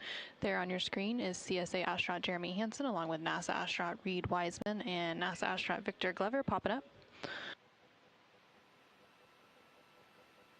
Earlier today, the crew completed their lunar flyby observation period, during which the Orion spacecraft and its crew passed approximately 4,000 to 6,000 miles from the moon and provided the astronauts with a full disk view of the lunar surface. And from that higher vantage point, the astronauts were able to observe both poles and large-scale geological features in a single view. Towards the tail end of that observation period, they also were able to see an eclipse. And that eclipse period lasted about an hour and was when the sun was hidden from view behind the opposite side of the moon from the perspective of Orion. Since then, the crew has been working to clean up some of their observations and transfer some of the data and imagery down to the ground to begin processing, and the science team will take a look at that imagery as it comes down ahead of a post-lunar flyby conference tomorrow with the crew following their sleep period. Now we are standing by for a second public affairs event taking place in about a minute.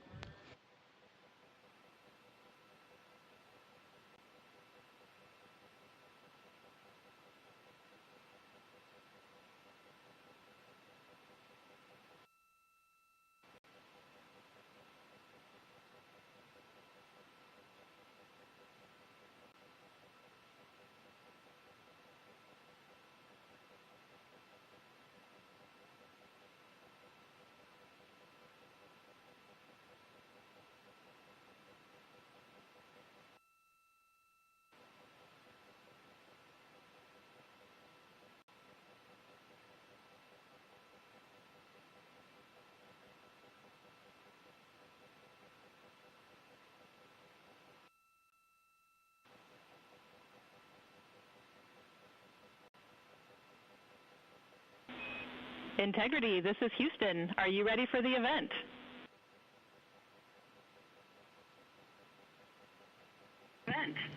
Houston, Integrity is ready for the event.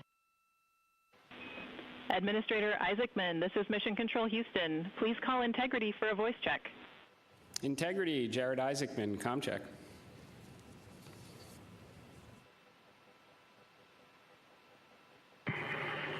Administrator Isaacman, we've got you loud and clear up here.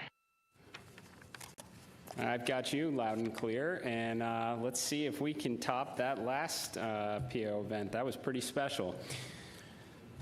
So we are going to spend the next 20 minutes doing Q&A from a number of questions that have been submitted, and we are going to start with one from me.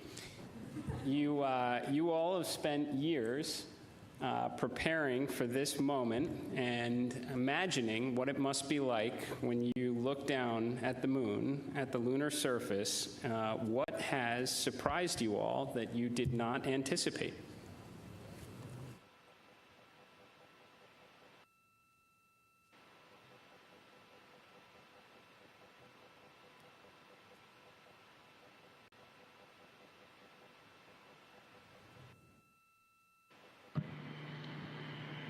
Go ahead. No, it's on. Administrator, great to chat with you. Just something that just shocked me because really using imagery and just the three-dimensionality of it, you know from your experience of seeing the Earth from space, how it just seems different. And you look out in depth of things, and when we were on the far side of the moon looking back at Earth, it was just so obvious you had this sphere out in front of you of the moon and this three-dimensional. you really felt like you weren't in a capsule. You'd been transported to the far side of the moon, and it really just bent your mind. It was an extraordinary human experience. I'm so grateful for it.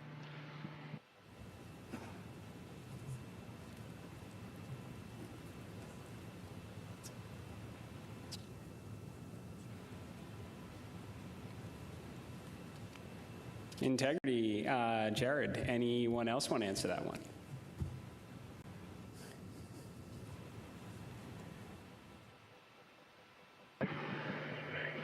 You know, we had an amazing launch. The SLS is quite a powerful rocket, and got us into a 1,200 by, eventually a 100-mile orbit, and it clearly powered speed. And then we did our translunar injection, and we were going quite fast. And so with all of that speed, though, it still took us days to get here. And so the scope of all of the things to a 321-foot tall rocket was amazing. It just puts the power required to do this in perspective.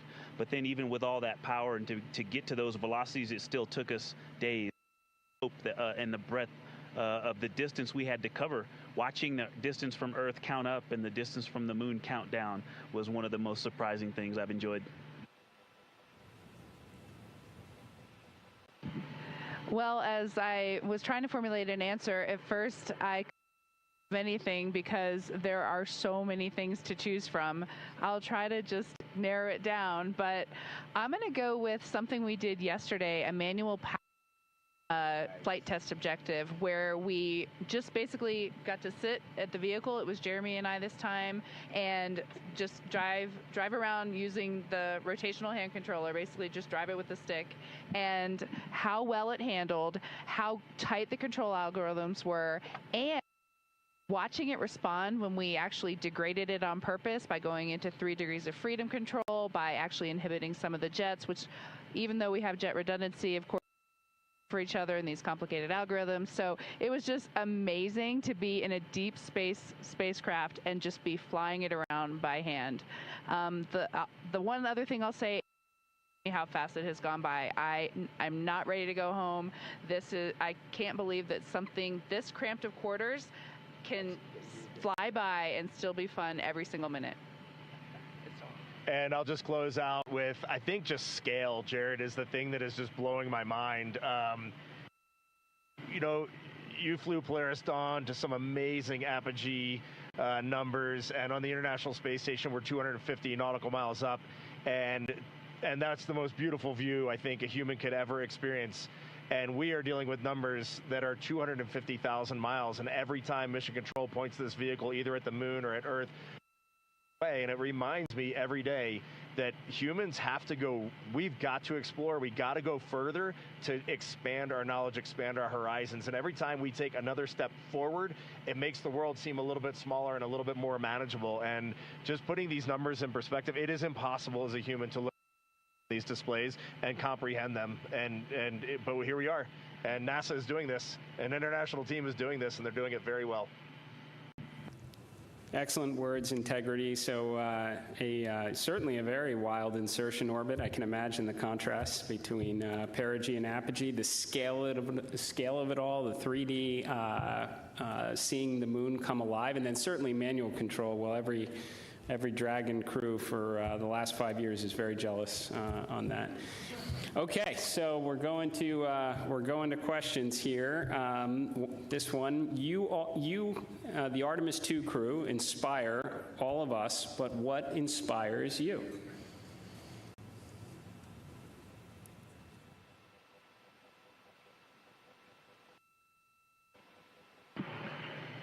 I think as you get older, your answer to that question changes a lot. Certainly when I was a young boy and a young man, just seeing an airplane flying overhead, to me, that really lit a fire in me. And then I think when you reach your middle age, it is interesting to watch leadership throughout the world kind of change the course of human. You can watch that unfold. And now that I'm just a little bit over 50, you'll be there soon. Now that I'm just a little bit over 50, I mean, it all ties back to just family, and you understand just how much the people that you surround yourself with, and that is really every night when you go to bed, that's really what you end up thinking. At least that's what I end up thinking.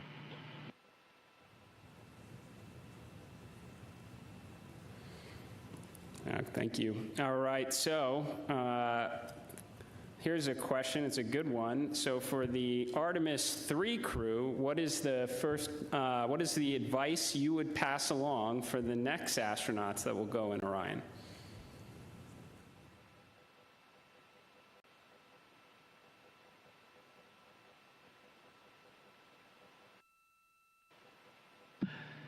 That's a great question, Jared. We've actually been thinking about the Artemis III crew since we were assigned as the Artemis II crew. It was the beginning of how we came up with how we wanted to fly this mission, how we wanted to buy down risk for the program, and values as a crew. And so, you know, over the course of these 3 years, we've taken a lot of notes. So we've almost got a book to hand them. But I think a few practical things, just sitting here, we've been living for the past 6 days, how you pack is a huge impact to how you will live on the journey.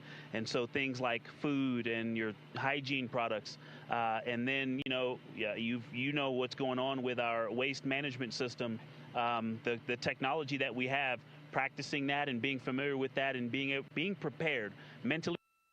I used it on the space station. I used it at home in training, but I'll be honest, I wasn't really prepared to have to use it for over half the mission. And but you know, we adapt and overcome, and so I can't wait to talk to that crew. I'm glad you said it, or else I was. We definitely have to fix some of the plumbing. Okay, this question is from Merriam-Webster.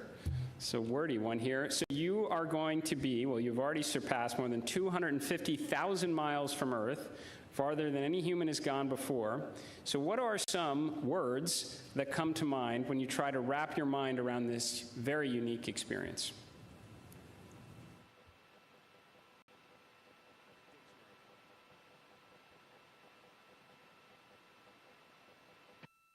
I'll be honest with you, the main word, because superlatives just don't do it justice, is humility. We would never be here if it weren't for so many people that came before us, starting with Neil Armstrong, Katherine Johnson, Dorothy Vaughan, civil rights movement leaders, everyone who worked on this spacecraft. Before we got here in our 3 years of training, we went all over the country and even to our European and Canadian partners to see the people who have put their hands on this hardware, the millions of parts from every valve, to this entire thing, the people that put on harnesses every day to rig it up in the VAB.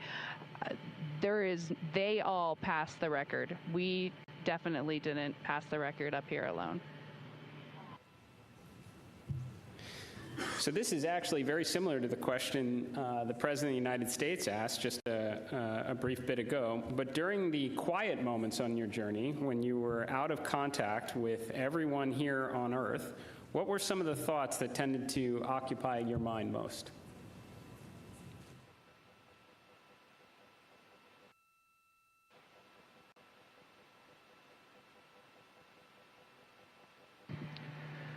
Yeah, as Victor said earlier, when we were on the far side of the moon and out of contact with planet Earth, we all knew it, and it was a milestone. We saw Earth disappear, the Earth set.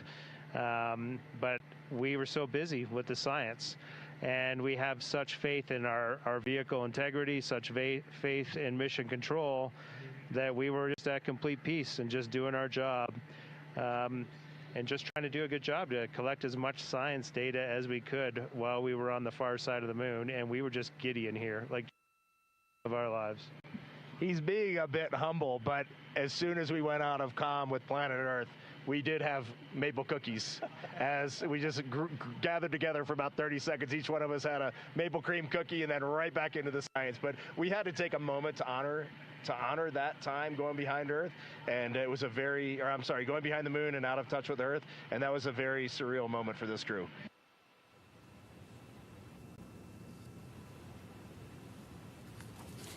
Copy that. Good maple cookies on the far side. And how has this journey changed? How has this journey already changed the way you see our home planet and humanity's future among the stars?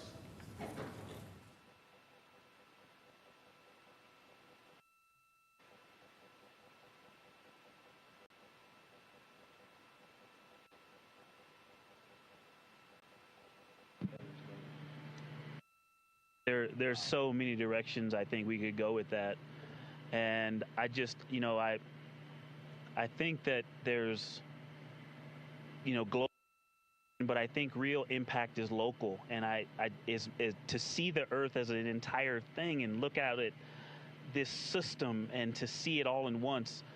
But my daughters, and just the the things that we can impact directly, the people that I can touch, that I can speak to, hug, and show love and gratitude toward,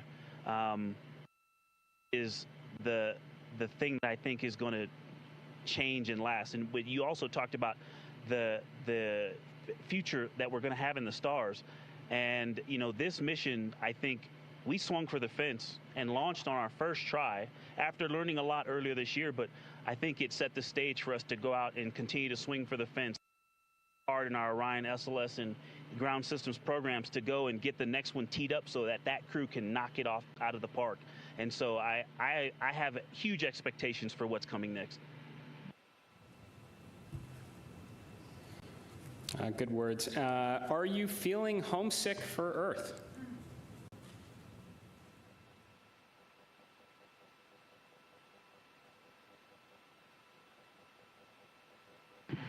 I will tell you, last in my eyes, I did start thinking about getting home. It's not homesickness at all, but the first time probably in 3 years, I let my mind get past the moon and back towards home, and I had to catch myself right there. You're an operator just like we are, and that is the place to be when you're up here. We got to look one step ahead. What's next? What's our next burn? How are we setting up our trajectory to get home? And we are going to do that. We are locked in, and we are definitely excited for the second half of this mission. And we are on guard. We are first crew to fly this vehicle. We are ready for any contingency in any scenario, and we are going to stay locked in every second until we are back on that Navy ship and then home reunited with our families. And copy that. Astronauts like being in space. That checks out. Okay, there's a lot of questions from the space photography community. How are the pictures going so far?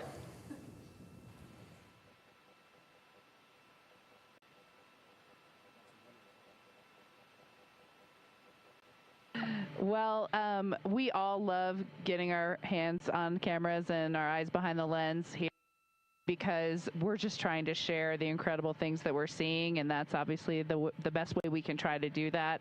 I've been into night sky photography for a long time, and so this is really a dream come true for me. I have thought specifically to that community, the time lapses I've been trying to get, those are a little tougher because we have a very dynamic vehicle. It's not like being on ISS where you can get the city lights below and the auroras and the spinning stars around the North Star. There's a lot going on. So, but what we got to matter is out of this world. When we viewed that eclipse, that was the one time we all said, we literally cannot capture this with a camera. Everything else, I think we've really put our hearts and minds into making sure we understand so that we can bring that home to everyone. But having to set the low light features for Earthshine on the moon while it's an eclipse, that was a new one. I had to dig deep in my book for that one. And thanks for the iPhones. They've been working great. Very glad to hear that. And there are a couple billion people back here on Earth that are extremely excited to look at the imagery you've captured up there.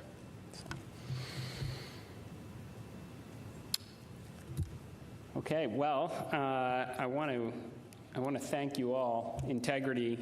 So Reed, Victor, Christina, Jeremy, on behalf of NASA and space-loving people across the world, thank you for taking us with you to the moon. Thank you for your courage, all of your beautiful words that we've heard. You represent the absolute best of us. We are proud of you, and we look forward to welcoming you back safely to the good Earth very soon. Godspeed, and go Artemis II.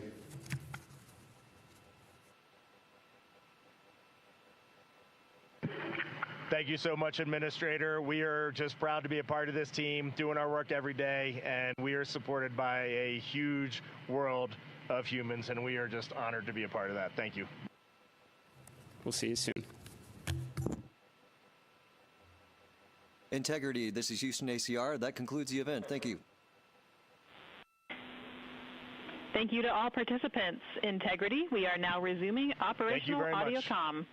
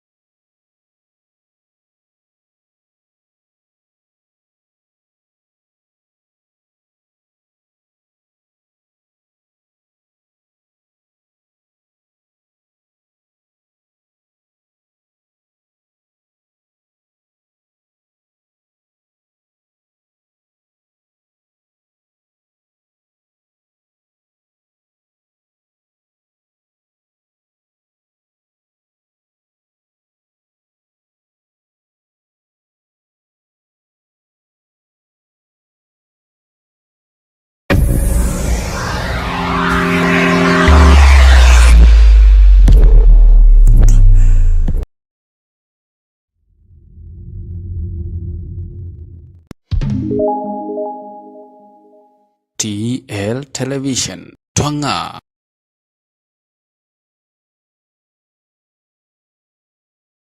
Wale wanaozingatia kuongoza, msiweke Kenya chini, msiweke msingi wa siasa zenu kwa chuki.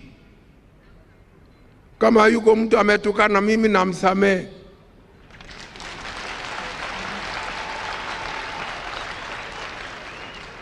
Na kama yuko mtu ambaye nimesema chochote ambaye kimeumiza roho yake, unisamehe.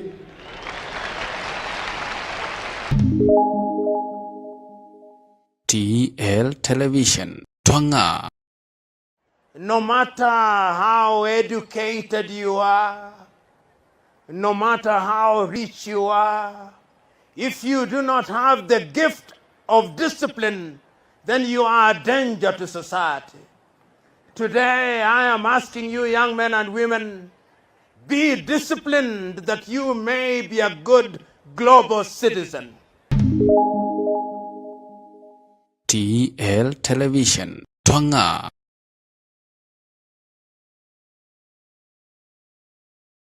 Uwe mwega, jitago Pastor Simon MK, Director, Good Home Supremacy. Ehi we landlord, kana landlady, ni uligetwo uria ugwika ni kugio ni tenant aku mugitania rent. Kana angi makora na mbeca ciaku. Riu ndukamake ringi. Tondu ithuĩ Good Home Supremacy twi haha ni undu waku. Tugatigirira ni wona mbeca ciaku hindi ĩrĩa yagĩrĩire na kĩo gĩtĩo gĩaku na tenant gĩgatũra. Ngenda gutukinyira no utuhurire namba itu ya thimu 0706 300 450 0706 300 450 kana utucerere ofici-inĩ citũ iria cikoragwo Heshima Gete Plaza first floor na ithuĩ tukurutire wĩra ona yo